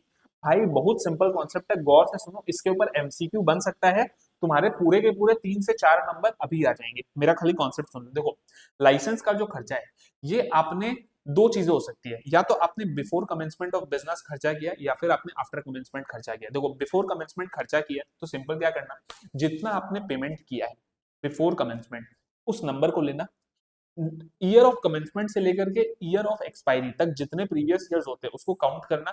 याद रखना, मैंने क्या बोला, ईयर ऑफ कमेंसमेंट को भी काउंट करना, ईयर ऑफ एक्सपायरी को भी काउंट करना, बीच के सारे सालों को भी काउंट करना। ठीक है, जितने साल आए उतने साल में अमोर्टाइज कर दो। सर, कमेंसमेंट के बाद हमने अक्वायर किया, कोई बात नहीं है, जिस साल पेमेंट किया उस साल से लेकर एक्सपायरी तक के पीरियड को काउंट कर लेना, उतने में इक्वली अमोर्टाइज कर देना। सर, हमने असेट ट्रांसफर किया। देखो, असेट ट्रांसफर के केस के अंदर सिंपल सा, पहले देखना कि जितना अनएमोटाइज वैल्यू यानी कि क्या opening WDV of year of transfer लेना, उसको कंपेयर करना सेल प्राइस से। अगर जो सेल प्राइस है वो लेस देन द अनएमोटाइज्ड वैल्यू है, मतलब क्या आपने कम पर बेच दिया, आपके 80 करोड़ रुपए बचे थे अनएमोटाइज थे, आपने उसको 50 करोड़ में बेच दिया, तो ये तो 30 करोड़ है ना, ये आपका क्या हो जाएगा, डिडक्शन एक बार में मिल जाएगा ईयर ऑफ ट्रांसफर में 35 एबीबी के अंदर। सर, अगर हमने पार्ट ट्रांसफर किया तो सिंपल है, तब एक बार में डिडक्शन मत देना, आप क्या करना, उसको equally over the remaining period उसको एमोटाइज कर देना। सर, जो सेल प्राइस था वो ज्यादा था सर लाइसेंस के अनएमोटाइज्ड वैल्यू से, उस केस में क्या करना है, देखो जो सेल प्राइस था वो आपका अगर ज्यादा है लाइसेंस के अनएमोटाइज्ड वैल्यू से, तो जो एक्सेस है ना आपका, अप टू द डिडक्शन जितना आपने क्लेम किया है, ठीक है, up to the amount of deduction जितना आपने अभी तक क्लेम किया है वो आपका पीजीबीपी हो जाएगा ईयर ऑफ ट्रांसफर में, और जो आपका कॉस्ट से भी ज्यादा था, कॉस्ट ऑफ लाइसेंस से ज्यादा था, वो आपका कैपिटल गेन हो जाएगा। सर, इसके अंदर एक चीज याद रखिएगा प्लीज, आपको एक कंफ्यूजन हो सकता है कि सर एक लाइसेंस की कॉस्ट थी सर 100 रुपए, ठीक है, अनएमोटाइज वैल्यू आज सर 100, हमने सर इसको 70 पे सेल कर दिया, तो सर ये तो आपने बता दिया कि 10 रुपए जो है सर वो आपको 35 एबीबी के अंदर ईयर ऑफ ट्रांसफर में मिल जाएंगे, लेकिन सर ये जो 70 और ये जो 100 है सर, क्या ये जो 30 का मेरा कैपिटल लॉस हुआ है, क्या एग्जाम में मेरे को इसको भी कैपिटल गेन्स के अंदर लॉस दिखाना है, मत दिखाना, ये ग्रे एरिया है, लेकिन इंस्टीट्यूट ये पोजीशन लेती है कि ये लॉस नहीं है, तो आप भी मत दिखाना। मतलब क्या आपके लिए कैपिटल गेन सिर्फ और सिर्फ तभी अराइज होगा जब cell price is more then the cost of acquisition, तो आपके लिए सिर्फ और सिर्फ कैपिटल गेन अराइज हो सकता है, कैपिटल लॉस कभी भी अराइज नहीं हो सकता है। सर, स्पेक्ट्रम के लिए क्या है, स्पेक्ट्रम के लिए सेम प्रोविजन है, कोई फर्क नहीं पड़ता है।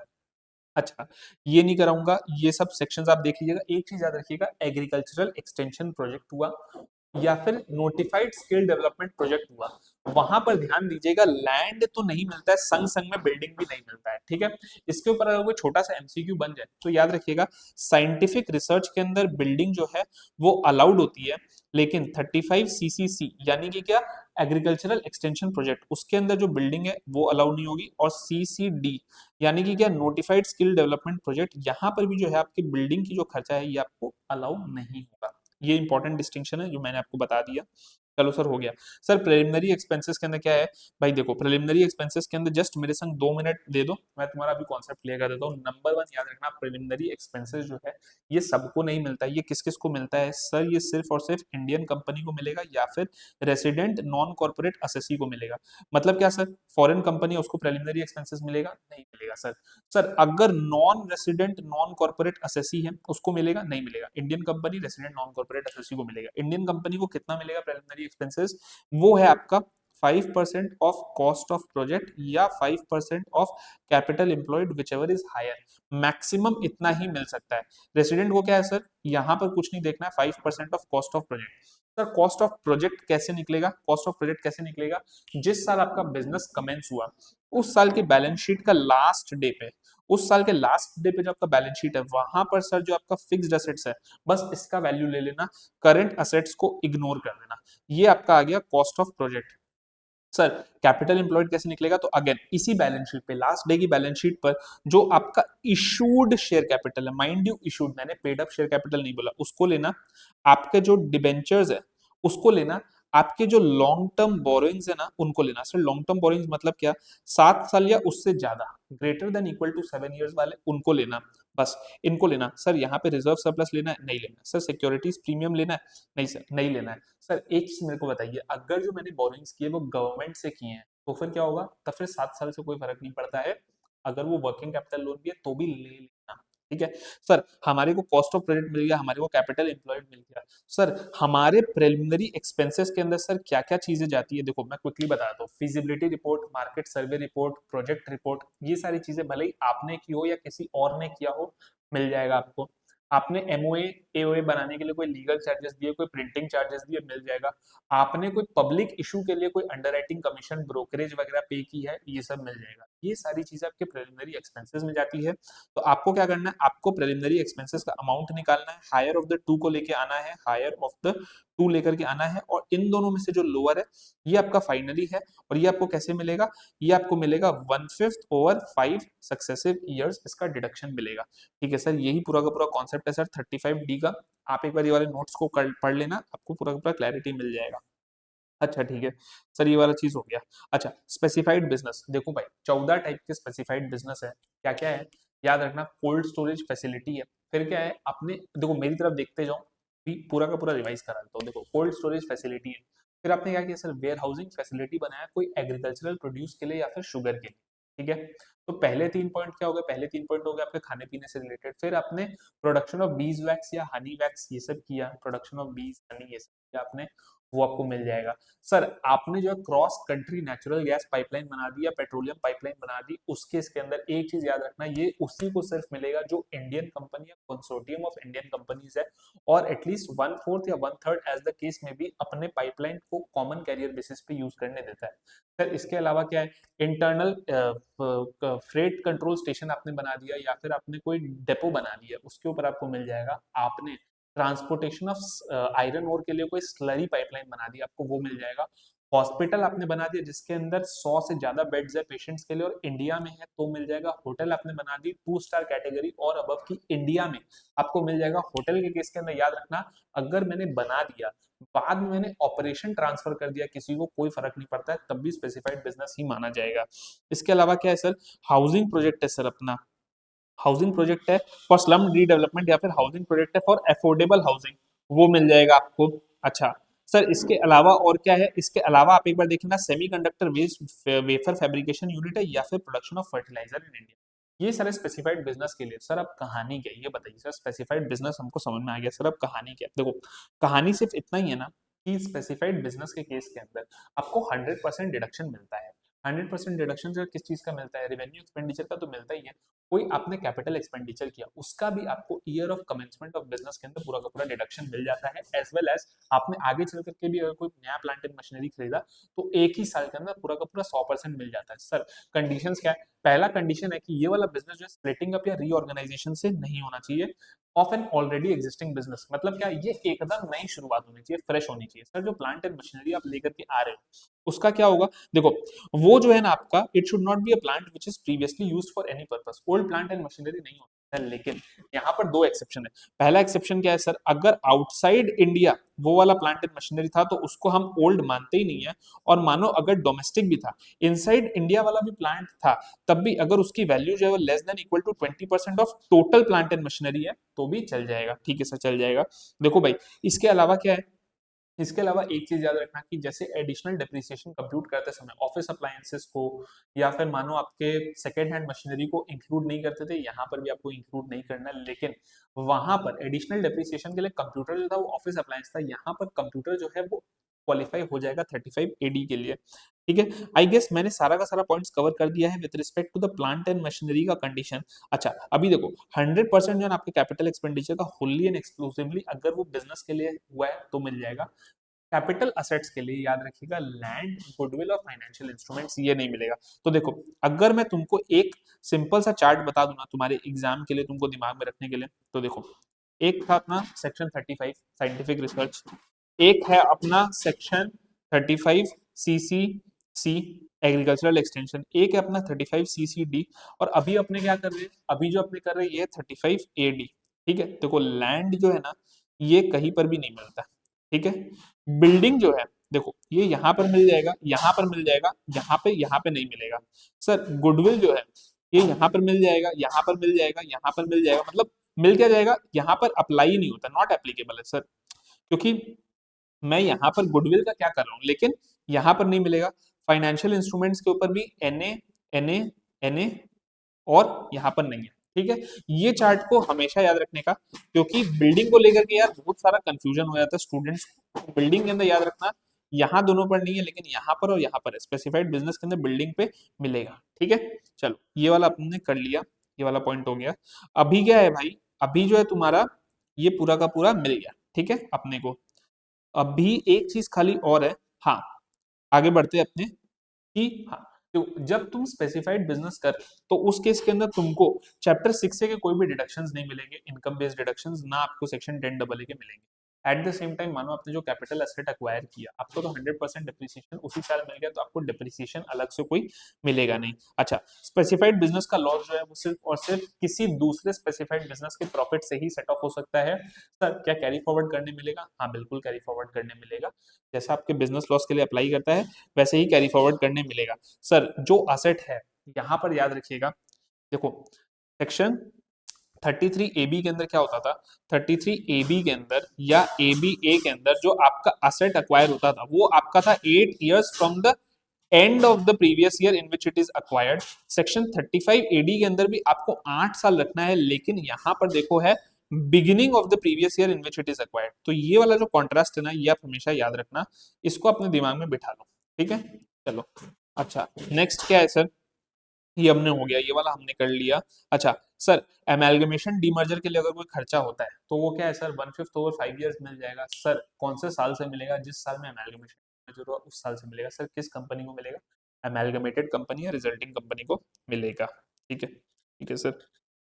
अच्छा सर, वॉलंटरी रिटायरमेंट स्कीम के केस के अंदर अगर आपने कोई खर्चा पे किया है, अमाउंट पेड है।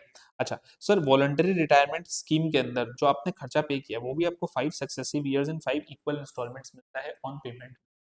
यहाँ पर भाई एक पॉइंट को खाली याद रखना कि आपके केस के अंदर जो है ना, अगर एमेलगमेशन डीमर्जर सक्सेशन हो जाता है ना, तो जो एमेलगमेटेड कंपनी रिजल्टिंग कंपनी है, सक्सेसर है, उसको मिलेगा, जो प्रेडिसेसर है उसको नहीं मिलेगा। ठीक है सर, सेक्शन 35 ई के अंदर हमने कुछ मिनरल्स है, जिंक हो गया, लाइमस्टोन हो गया, कोल, मैग्नाइट, आयरन हो गया, एक्सट्रैक्शन के लिए, प्रोस्पेक्शन के लिए जो भी हमने खर्चा किया वो हम लोगों को क्या मिलेगा? हाँ मिलेगा, प्रोवाइडेड आप इंडियन कंपनी हो। देखो इंडियन कंपनी हो या फिर रेजिडेंट नॉन कॉर्पोरेट एसोसिएशन, मतलब क्या, जो कंडीशन 35 डी के लिए है वही कंडीशन 35 ई के लिए भी है in terms of eligible assessee. ठीक है, एलिजिबल असेसी के लिए यही है। अच्छा सर, क्या क्या खर्चा है? देखो दो टाइप के खर्चे, एक है आपका प्रोस्पेक्टिंग फॉर एनी मिनरल्स और दूसरा आपका डेवलपमेंट ऑफ माइन। सर कितना मिलता है? देखो 1/10 करके आपको 10 साल तक मिलता है। देखो यही पे दिया रहेगा। देखो ये जो आपको 10 साल कर करके 1/10 मिलेगा, लेकिन सर एक लिमिट है। क्या लिमिट है?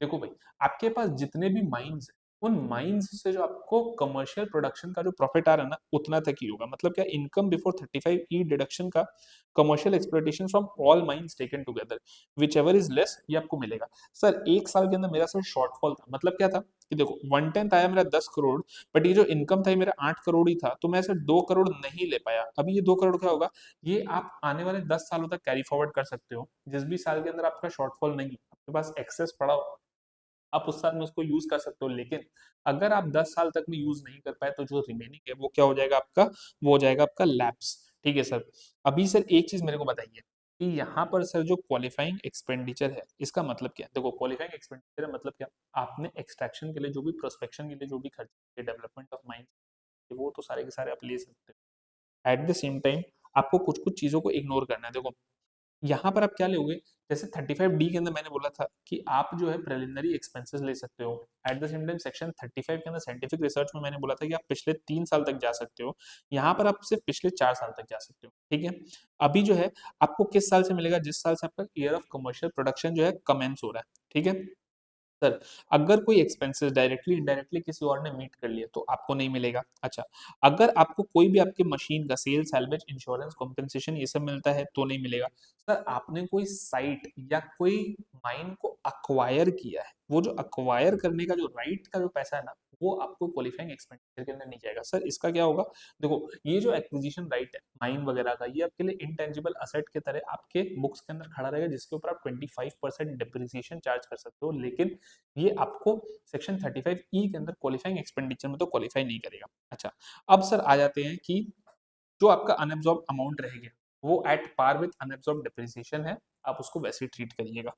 ठीक है सर, जो आपका सेक्शन 36 है सेक्शन 36 के अंदर आपके कुछ कुछ सर्टेन डिडक्शंस दिए हुए। ये जो आपके डिडक्शंस है इसके अंदर हम सिर्फ इंपॉर्टेंट इंपॉर्टेंट डिडक्शंस करेंगे, बिकॉज सारे को देखने का देखो टाइम नहीं है। तो मैं तुमको पहले ही बता देता हूँ, स्टॉक्स एंड स्पेयर्स के लिए जो इंश्योरेंस प्रीमियम है उसका डिडक्शन मिल जाता है आपको, ठीक है। नेक्स्ट आया था सर बोनस और कमीशन पेड टू एम्प्लॉइज, ये आपको 43B के सब्जेक्ट में मिल जाएगा। याद रखिएगा ये बस वो होने चाहिए which is not paid in lieu of profits. मतलब क्या कि अगर आपको किसी एम्प्लॉय को प्रॉफिट या डिविडेंड का शेयर देना है तो फिर सर वो आपका नहीं होगा। मतलब आप ये नहीं कर सकते हो कि आप अपने प्रॉफिट को कम कर दो by giving bonus and commission और उसका टैक्स डिडक्शन ले लो, वो नहीं होगा। आपने उसको बोनस एंड कमीशन पहले से कमिट करके रखा था ऑन सम ऑब्जेक्टिव पैरामीटर्स, वो आपको एम्प्लॉइज को देना अलाउड है। लेकिन 43 भी आगे हम पढ़ेंगे, मतलब क्या है कि पेमेंट हो जाना चाहिए up to the due date of return of income. तो सेक्शन 36(1)(3) है, ये पहले डिस्कशन कर चुके हैं कि जो आपने कैपिटल बोरो किया इंटरेस्ट आपको अलाउड है एज अ डिडक्शन। अगर आपने कैपिटल असेट के लिए बोरो किया है तो up to the date the asset is put to use, वहां तक का इंटरेस्ट कैपिटलाइज होगा, उसके बाद का जो इंटरेस्ट है आपका वो डिडक्शन की तरह मिल जाएगा। अच्छा सर, एक चीज आपको खाली याद रखना है कि वो ये है कि अगर आपने डिबेंचर्स इशू किए फॉर 5 इयर्स या फिर मानो आपने कोई वन टाइम अपफ्रंट डिस्काउंट दे दिया है, तो सर उस केस के अंदर जिस साल में आपने इशू किया है पूरा का पूरा इंटरेस्ट आप उस साल में या पूरा का पूरा इंटरेस्ट आप उस साल में नहीं चार्ज कर सकते हो डिस्काउंट को। आपको उसको over the period of the debentures आपको उसको वो करना पड़ेगा। सर इनकम टैक्स लायबिलिटी को पे करने में आपको कोई इंटरेस्ट देना पड़ा, मतलब क्या सर हमने लोन लेकर के इनकम टैक्स लायबिलिटी पे की है तो डिसअलाउ हो जाएगा। सर हमको advance tax late filing of return के ऊपर इंटरेस्ट लगा, क्या उसका अलाउंस ले सकते हो? नहीं, नहीं ले सकते हो। सर एक पार्टनरशिप फर्म ने अपने पार्टनर्स की टैक्स लायबिलिटी मीट करने के लिए कोई लोन लिया, उसके ऊपर इंटरेस्ट पे किया, सर अलाउड नहीं है। अच्छा, अगर आपने कोई ब्रोकरेज कमीशन पे कर दिया किसी एजेंट को फॉर अरेंजिंग फाइनेंस, वो आपका जो है अलावेबल नहीं है। 36(1)(3) में वो आपको 37(1) के अंदर मिल जाएगा, ठीक है सर। अभी sir zero coupon bonds, zero coupon bonds क्या होते हैं sir? Infrastructure debt fund, infrastructure capital company या फिर आपका कोई आपका पब्लिक सेक्टर कंपनी जो है, अगर ये जीरो कूपन बॉन्ड निकाले, जीरो कूपन बॉन्ड क्या होता है सर? ईयर ऑफ इशू के अंदर मानो 80 रुपए में वाला बॉन्ड इशू किया गया और एक बार में 10 साल के बाद उसका रिडेम्पशन होगा at 100 rupees. During this period of 10 years कोई भी बेनिफिट या कोई भी इंटरेस्ट ट्रांसफर नहीं होगा इशूअर के तरफ से जो जो होल्डर है उसको। तो उसको हम बोलते हैं zero coupon bond. Zero coupon bond के अंदर क्या होता है, over the life of the bond जो है पूरा का पूरा डिस्काउंट जो है वो एमोटाइज हो जाता है, ठीक है। जो ये आपका है डिस्काउंट है, amount payable on maturity minus amount received on issue, इसको आप प्रोराटा बेसिस के ऊपर पीरियड ऑफ लाइफ के ऊपर कर देते हो। यहाँ पर याद रखना greater than equal to 15 days को आप जो है एक मंथ काउंट करते हो, लेस देन 15 डेज को जो है आप 0 मंथ काउंट करते हो। तो यहाँ पर क्या आपको जो पीरियड निकालना है वो कैलेंडर मंथ्स के हिसाब से आपको निकालना है और इस प्रिंसिपल को फॉलो करके आप निकालोगे। अच्छा सर, एक कॉन्सेप्ट अभी आपको बता देता हूँ क्विकली। अब आगे देखो हम लोग आगे आपके employer and employee contribution staff welfare schemes के ऊपर, ठीक है। देखो स्टाफ वेलफेयर स्कीम्स के अंदर देखो दो पार्ट है, एक है आपका एम्प्लॉयर का कंट्रीब्यूशन, ठीक है, और एक है आपका एम्प्लॉई का कंट्रीब्यूशन, ठीक है। देखो एम्प्लॉयर जो है अगर वो कर रहा है रिकॉग्नाइज प्रोविडेंट फंड में मिल जाएगा, अगर वो कर रहा है अप्रूव्ड सुपर एनुएशन फंड में मिल जाएगा, अगर वो कर रहा है आपका नोटिफाइड पेंशन स्कीम यानी कि अटल पेंशन योजना 80CCD में मिल जाएगा। कितना मिलेगा सर? यहाँ पर आपको जो मिलेगा वो रहेगा जो एम्प्लॉयर का कंट्रीब्यूशन है वो, या फिर 14% of salary which ever is lower, उतना मिलेगा। सर सैलरी का मतलब यहाँ पर क्या है? Basic plus DA if it is part of the salary, ठीक है, ये आप ले लेना। सर इसके अलावा कोई अनरिकॉग्नाइज प्रोविडेंट फंड है, सर कोई अनअप्रूव्ड सुपर एनुएशन फंड है, इन सब में हो रहा है मत देना डिडक्शन। सर ये जो मिलेगा सर ये सब्जेक्ट टू सेक्शन 43B है, मतलब क्या अगर पेमेंट हुआ है up to the due date of return of income तभी मिलेगा। सर एम्प्लॉय कंट्रीब्यूशन जो है ना, इसके अंदर दो पार्ट होते हैं। देखो जो सबसे पहले एम्प्लॉय जो कंट्रीब्यूट करता है अपने सैलरी का, ये जो है आपके एम्प्लॉयर के लिए जो है ना ये टैक्सेबल पीजीबीपी इनकम होता है, ठीक है। अब क्या है कि आपको स्टेप 2 रहता है कि अगर इस एम्प्लॉयर ने इसको फंड की ड्यू डेट तक में, मैंने क्या बोला? मैंने बोला फंड की ड्यू डेट तक में। यहां पर देखो 43 भी जो है ना ये अप्लाई नहीं होता है। फंड की ड्यू डेट तक में अगर उसने उसको डिपॉजिट कर दिया तो उसको डिडक्शन मिल जाएगा। मतलब क्या है सर? पहले टैक्स फिर डिडक्शन। अगर आपने नहीं किया है तो ये पूरा का पूरा इनकम जो है टैक्स हो जाएगा, डिडक्शन नहीं मिलेगा, ठीक है। यही सिंपल सा कॉन्सेप्ट है, यहाँ पर आप याद रखिएगा। देखो यहाँ पर एक चीज और अभी करा देता हूँ, वो है आपका सेक्शन 40A(7). ठीक है, जो ग्रेचुइटी के लिए बोलता है। देखो ग्रेचुइटी के लिए देखो कॉन्सेप्ट क्या है ना, अगर आपका जो कंट्रीब्यूशन हो रहा है वो हो रहा है आपका अप्रूव्ड ग्रेचुइटी फंड के अंदर, या फिर जो एक्चुअल अमाउंट ऑफ, जो एक्चुअल आपकी लाइबिलिटी है ग्रेचुइटी की, पेड या पेएबल ड्यूरिंग द ईयर, ठीक है, सिर्फ इसी का आपको डिडक्शन मिलता है। इसके अलावा मानो अगर आप अनअप्रूव्ड ग्रेचुइटी फंड के अंदर कोई अमाउंट डाल रहे हो, या फिर मानो आप कोई ऐसे ही कोई बस प्रोविजन फॉर ग्रेचुइटी निकाल रहे हो, तो उसका नहीं मिलता है। ये वाला कॉन्सेप्ट याद रखिएगा ग्रेचुइटी। तो मैंने सारे स्टाफ वेलफेयर स्कीम्स देखो एक संग में कवर कर लिए। अब आपको इसको देख लेना, इसको देख लेना, ठीक है। ये रहा अप्रूव्ड ग्रेचुइटी फंड के अंदर जो आपका है for the exclusive benefit of an employees under irrevocable trust, उसी का बेनिफिट मिलेगा। अच्छा, एम्प्लॉइज का भी कंट्रीब्यूशन हमने डिस्कस कर लिया, इसको छोड़ दो। बैड डेट्स, देखो बैड डेट्स बहुत इंपॉर्टेंट है यार। देखो बैड डेट्स के लिए क्या है, सेक्शन 36(1)(7) जो ये बोलता है कि provision for bad debts and bad and doubtful debts, जो प्रोविजन इसका आपको डिडक्शन नहीं मिलता है सर, आपको एक्चुअल बैड डेट्स का मिलता है जिसको आपने राइट ऑफ किया है अपने बुक्स ऑफ अकाउंट्स के अंदर, ठीक है। सर ये जो है ये आपका क्या है, जो डेट्स है ना, ये आपके इंसिडेंटल टू द बिजनेस और प्रोफेशन ऑफ द एसएससी। मतलब क्या है, देखो यहाँ पर ना क्विकली अभी मैं तुम लोगों को कॉन्सेप्ट बता देता हूँ कि ये वाला इंपॉर्टेंट है आपके एग्जाम के लिए, खाली समझने के लिए कि देखो बिजनेस दो टाइप के आपके हो सकते हैं, ठीक है। जो आपके बंदे का बिजनेस है, एसएससी का बिजनेस है, वो दो टाइप का हो सकता है। देखो if he is into money lending, then तो ऑब्वियस सा बात है उसने जो भी डेट को राइट ऑफ किया है वो उसके लिए पूरा का पूरा पीजीबीपी का इनकम है, इसमें तो कोई डाउट ही नहीं है। सर अगर अदर देन मनी लेंडिंग का बिजनेस है, ठीक है, तब क्या होता है सर, तब जो डेट है मेरे वो दो केस में अराइज हो सकती है। देखो या तो मैंने कुछ गुड्स को क्रेडिट पर सेल किया है, ठीक है, sale of goods on credit किया है, इस डेट को अगर मैं राइट ऑफ करता हूं तो डेफिनेटली मेरे लिए पीजीबीपी का इनकम है, ठीक है।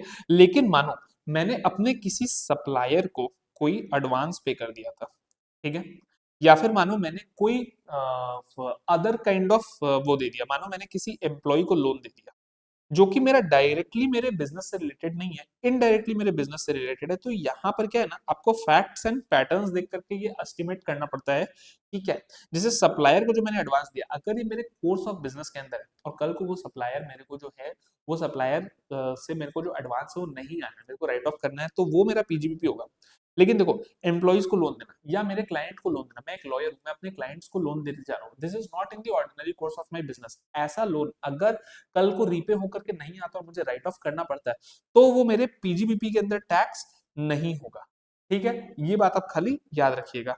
बाकी आपको बैड डेट्स राइट ऑफ के अंदर और कुछ देखने की जरूरत नहीं है अभी, बस आपको इतना ही खाली याद रखना है। अच्छा सर, अगर बैड डेट्स का रिकवरी होता है, ये इंपॉर्टेंट कॉन्सेप्ट है सर। देखो इसके अंदर क्या है, मैं आपको एकदम सिंपल सा एग्जांपल देता हूँ, ठीक है। देखो मान करके चलो कि मेरे बुक्स के अंदर थे, डेटर्स थे 100 रुपीज, ठीक है, मैंने सर राइट ऑफ कर दिए 30 रुपीज, अभी मेरे बुक्स के अंदर सर रह गए 70 रुपीज, ठीक है। ये हो गए मेरे प्रीवियस ईयर 24-25 के अंदर सर। अभी प्रीवियस ईयर 25-26 के अंदर सर दो चीजें हो सकती है सर, या तो मेरे को सिर्फ 60 रुपीज ही मिलते हैं, और या फिर सर मेरे को 80 रुपीज मिल जाए, ठीक है। अभी सर जो मेरे को 60 रुपीज अगर मिले, तो सर उस केस के अंदर क्या होगा सर, कि जो मेरा 10 रुपीज का शॉर्टफॉल रह गया, मेरे को एक्सपेक्टेशन थी 70 की, मुझे सिर्फ 60 मिला, ये 10 रुपीज अगर मैं अपने बुक्स के अंदर राइट ऑफ कर दूं, तो इस 10 रुपीज का जो है ना सर, मेरे को 3617 के अंदर 25-26 के अंदर डिडक्शन मिल जाएगा सर। लेकिन मेरी जो रिकवरी हो गई सर वो ज्यादा हो गई, मैंने तो 70 का एक्सपेक्टेशन किया था सर, ज्यादा हो गई। तो अब क्या होगा, ये जो 10 रुपीज है ना, ये आपके लिए पीजीबीपी का इनकम बन जाएगा 26-27 के अंदर। सर ये किस में बनेगा, सेक्शन 41 के अंदर बनेगा, ठीक है। बस यही वाला कॉन्सेप्ट है आपके रिकवरी ऑफ बैंडेट्स का, ठीक है। Sir recovery of bad debts के अंदर कुछ कुछ छोटी छोटी चीजें हैं, बट मेरे ख्याल से अभी हम लोग इससे ज्यादा टाइम नहीं स्पेंड करेंगे इसके ऊपर। अगर देखो अगर सक्सेसर को भी रिकवरी होती है ना, तो भी वो टैक्सेबल होगी, ठीक है। बिजनेस कंटिन्यूटी का जो पॉइंट है ना, उसके अंदर आप एक चीज याद रखना कि जो आपका बिजनेस है, it should have been at least carried on for some time during the previous year to be able to claim the expense of bad debts, ठीक है। अभी क्या है सर, आपका डिसोल्यूशन ऑफ फर्म हो गया सर, अगर आपका फर्म डिसॉल्व हो गया, हाँ देखो डिसोल्यूशन ऑफ फर्म्स के अंदर क्या है कि देखो एक फर्म अपना बिजनेस बंद कर देती है और अपने जो भी डेटर्स है उसको अपने पार्टनर्स को बांट देती है। देखो ये जो उसने पार्टनर्स को बांट दिया ना, वो उसके हाथ में कैपिटल एसेट्स हो गए पार्टनर्स के हाथ में, तो कल को अगर उन डेटर्स ने डिफॉल्ट कर दिया तो वो कैपिटल लॉस होगा, उसका पीजीबीपी के अंदर डिडक्शन नहीं मिलेगा। लेकिन मानो कि फर्म डिसॉल्व नहीं हुई, उसके बिजनेस को एक पार्टनर ने सक्सीड कर लिया, उसने कैरी फॉरवर्ड कर दिया उस बिजनेस को। उस केस के अंदर क्या है कि जो सक्सेसर है ना, उसको डिडक्शन मिल जाएगा बैड डेट्स का इन अ लेटर ईयर ऑल्सो। बस ये वाला कॉन्सेप्ट आप याद रखना। अभी क्या है सर, देखो अभी हमने बात की बैड डेट्स की। देखो बैड डेट्स का जो कॉन्सेप्ट है ना, नॉर्मल एसएससी के लिए ऐसा होता है, लेकिन फाइनेंशियल कॉर्पोरेशंस के लिए ना अलग है। देखो फाइनेंशियल कॉर्पोरेशंस के अंदर ना 3 पार्ट कर लो, ठीक है, ये माइंड में हमेशा रखना। अगर जो है आपका शेड्यूल्ड बैंक है अदर देन फॉरेन बैंक है, नॉन शेड्यूल्ड बैंक, तो एक चीज होगा। पब्लिक फाइनेंशियल इंस्टीट्यूशन है, स्टेट फाइनेंशियल कॉर्पोरेशन है, एनबीएफसी तो अलग होगा, फॉरेन बैंक है तो अलग होगा। देखो इस केस के अंदर जो आपको प्रोविजन फॉर बैड डेट्स है ना, उसका डिडक्शन मिलता है। मतलब क्या, देखो फाइनेंशियल कॉर्पोरेशंस के केस के अंदर ना बहुत सारे एडवांसेस ऐसे होते हैं जो उनको पता होता है कि ये गलत चले गए हैं, अब उनको प्रोविजन लेना है, उनके लिए बड़ा रूटीन आइटम होता है, इसलिए इनकम टैक्स लॉ के अंदर उनको जो है डिडक्शन अलाउड है। सर कितना डिडक्शन अलाउड है, देखो आप क्या करना, आप उसका इनकम निकालना before deduction under 3617A and before any chapter 6A का डिडक्शन, ठीक है। उस इनकम के ऊपर अगर शेड्यूल्ड बैंक है नॉन शेड्यूल्ड बैंक है तो 8.5%, 5%, 5% ऐसे करके दे देना। सिर्फ और सिर्फ इस केस के अंदर आपका जो है aggregate average advances made by the rural branches, इसके ऊपर भी आपको 10% लेना है, ठीक है। ठीक है, ये आप ले लेना, जो आपका टोटल अमाउंट आएगा इसको प्लस करना, जो आपका टोटल अमाउंट आएगा इतना तक का जो आपका provision for bad and doubtful debts है ना, इसका आपको डिडक्शन मिल जाएगा। सर द क्वेश्चन इज, क्या एक्चुअल राइट ऑफ जब हुआ उसका डिडक्शन हम लोग को फिर मिलेगा क्या? तो देखो यहाँ पर समझना, यहाँ पर हमने क्या, यहाँ पर हमने प्रोविजन का डिडक्शन दे दिया, तो जो एक्चुअल राइट ऑफ है उसका डिडक्शन तभी मिलेगा जब वो मोर देन द प्रोविजन है। मोर देन द प्रोविजन है तो मिल जाएगा, अगर अप टू द प्रोविजन है तो बॉस हमने तो प्रोविजन के साथ किया था ना, अब अलग से एक्चुअल राइट ऑफ का नहीं मिलेगा क्योंकि डबल डिडक्शन परमिसिबल नहीं है। सर यहाँ पर एक कॉन्सेप्ट और है जो आपको इंस्टीट्यूट एमसीक्यू के अंदर टेस्ट कर सकती है, उसको अपने दिमाग के अंदर रखना। क्या है, देखो पहले ना ये होता था कि अर्बन ब्रांच और रूरल ब्रांच का अगर आपको अलग अलग डेटा दिया रहेगा ना, तो भी आप क्या करना, आप कंबाइंड निकालना। देखो यहाँ पर आपको रूरल ब्रांच का ही लेना है, लेकिन इनकम में आप अर्बन ब्रांच रूरल ब्रांच दोनों लेना। आप अपना कंबाइंड जो है ना मैक्सिमम अमाउंट निकालना, और आप उसको अपने पीबीडीडी के अंदर जो उसने ट्रांसफर किया है ना, उससे कंपेयर करना टोटल से। और जो एक्सेस है, जो आपका एक्चुअल जो बैड डेट्स है, उसको आप कंपेयर करना कि कितना आपके पास प्रोविजन है, इन दोनों को सम करके और क्यूमुलेटिव लेवल पर अर्बन और रूरल दोनों मिला करके करना, ठीक है। अगर आप अलग अलग करोगे तो आपका आंसर अलग आएगा। आपको हमेशा देखो कंबाइन करके ही करना है, ठीक है। ये सिंपल रूल फॉलो कर लो, आपका काम हो जाएगा। सर एक चीज मेरे को बताइए, इसके अंदर ये रहा कैथोलिक सीरियन बैंक है ये वाला जजमेंट, इसका देखो कोई रेलेवेंस नहीं है, मैंने आपको बस इतना ही बोला कि आप जो भी करना अर्बन और रूरल अगर आप अलग बाइफरकेट करके भी दिया आप उसको कंबाइन करके ही सारे अपने कंप्यूटेशंस करना। बस एग्रीगेट एवरेज एडवांसेस सिर्फ रूरल ब्रांचेस का लेना, वहां पर अर्बन ब्रांचेस का मत लेना, ठीक है सर। ये वाला चीज हो गया। अभी सर ये फाइनेंशियल कॉर्पोरेशन के लिए सर एक डिडक्शन और होता है, वो होता है कि इन लोग एक स्पेशल रिजर्व मेंटेन करके चल सकते हैं। अगर ये लोग स्पेशल रिजर्व के अंदर कोई अमाउंट ट्रांसफर करते हैं तो उनका उसका डिडक्शन भी मिलता है। सर कौन से फाइनेंशियल कॉर्पोरेशन, देखो 3 टाइप के फाइनेंशियल कॉर्पोरेशन है। वो फाइनेंशियल कॉर्पोरेशन जो सेक्शन 4A के अंदर स्पेसिफाइड है कंपनीज एक्ट के, मतलब कि ICICI, FCI, IDBI, LIC, UTI, IDFC etcetera, या फिर मानो कोई पब्लिक सेक्टर कंपनी है, गवर्नमेंट कंपनी है, या फिर कोई बैंकिंग कंपनी है इंक्लूडिंग कोऑपरेटिव बैंक, लेकिन उसके अंदर आपको जो एक्सक्लूड करना है primary agricultural society, primary cooperative agricultural and rural development bank, इनको हटा देना, ठीक है। इसके अलावा अगर कोई हाउसिंग फाइनेंस कंपनी या कोई भी और फाइनेंशियल कॉर्पोरेशन, तो लोग क्या कर रहे हैं, 3 चीजें कर रही है, या तो development of long term infrastructure facility कर रही है, या फिर लॉन्ग टर्म हाउसिंग फाइनेंस कर रहे हैं, या फिर एनी अदर इंफ्रास्ट्रक्चर फैसिलिटी का डेवलपमेंट कर रहे हैं। मतलब क्या इंडस्ट्रियल और एग्रीकल्चरल डेवलपमेंट कर रहे हैं, infrastructure facility in India develop कर रहे हैं, हाउसिंग इन इंडिया डेवलप कर रहे हैं। तो उस केस के अंदर उन लोगों को क्या है, लोअर ऑफ द 3 थिंग्स का डिडक्शन मिल जाता है। उन लोगों को क्या है, जितना एक्चुअल अमाउंट उन्होंने स्पेशल रिजर्व में डाला वो, या फिर 20% of their profit which is derived from business activities before claiming deduction under 3618, या फिर ये इंपॉर्टेंट है सर, ये क्या बोलता है, देखो इसको कंप्यूट करने के अंदर ना लोगों को बहुत बड़ा कंफ्यूजन होता है। वो क्या है, आपको क्या करना है, आपको लेना है आपका ओपनिंग कैपिटल, ठीक है। ये लेना है आपको paid up share capital plus general reserves का आपको लेना है क्लोजिंग बैलेंस। मतलब क्या, आपके पास बैलेंस शीट है 2 डेट्स पर, ओपनिंग डेट पर है, क्लोजिंग डेट पर है। आपको क्या लेना है, क्लोजिंग डेट पर आपको पेड अप शेयर कैपिटल और जनरल रिजर्व इन दोनों को आपको टोटल करना है। मानो ये आ गया 100 रुपए, तो इसको करना ×2 यानी कि 200 रुपए। और आपका ओपनिंग डेट पर जो special reserve, sorry special reserve इस तरफ रहेगा, स्पेशल रिजर्व का जो बैलेंस है ये आपको ओपनिंग डेट पर लेना है। मानो स्पेशल रिजर्व का बैलेंस है 150, तो उसको माइनस कर देना क्या आएगा। यहाँ पर बस यही याद रखिएगा, स्पेशल रिजर्व का बैलेंस ओपनिंग डेट से लेना है, लेकिन पेड अप शेयर कैपिटल और जनरल रिजर्व का बैलेंस क्लोजिंग डेट से लेना है और इसको इंटू 2 करना है। बस इतना ही आपको ध्यान रखना है। जो लोअर ऑफ द थ्री है उसका आपको डिडक्शन जो है मिल जाएगा।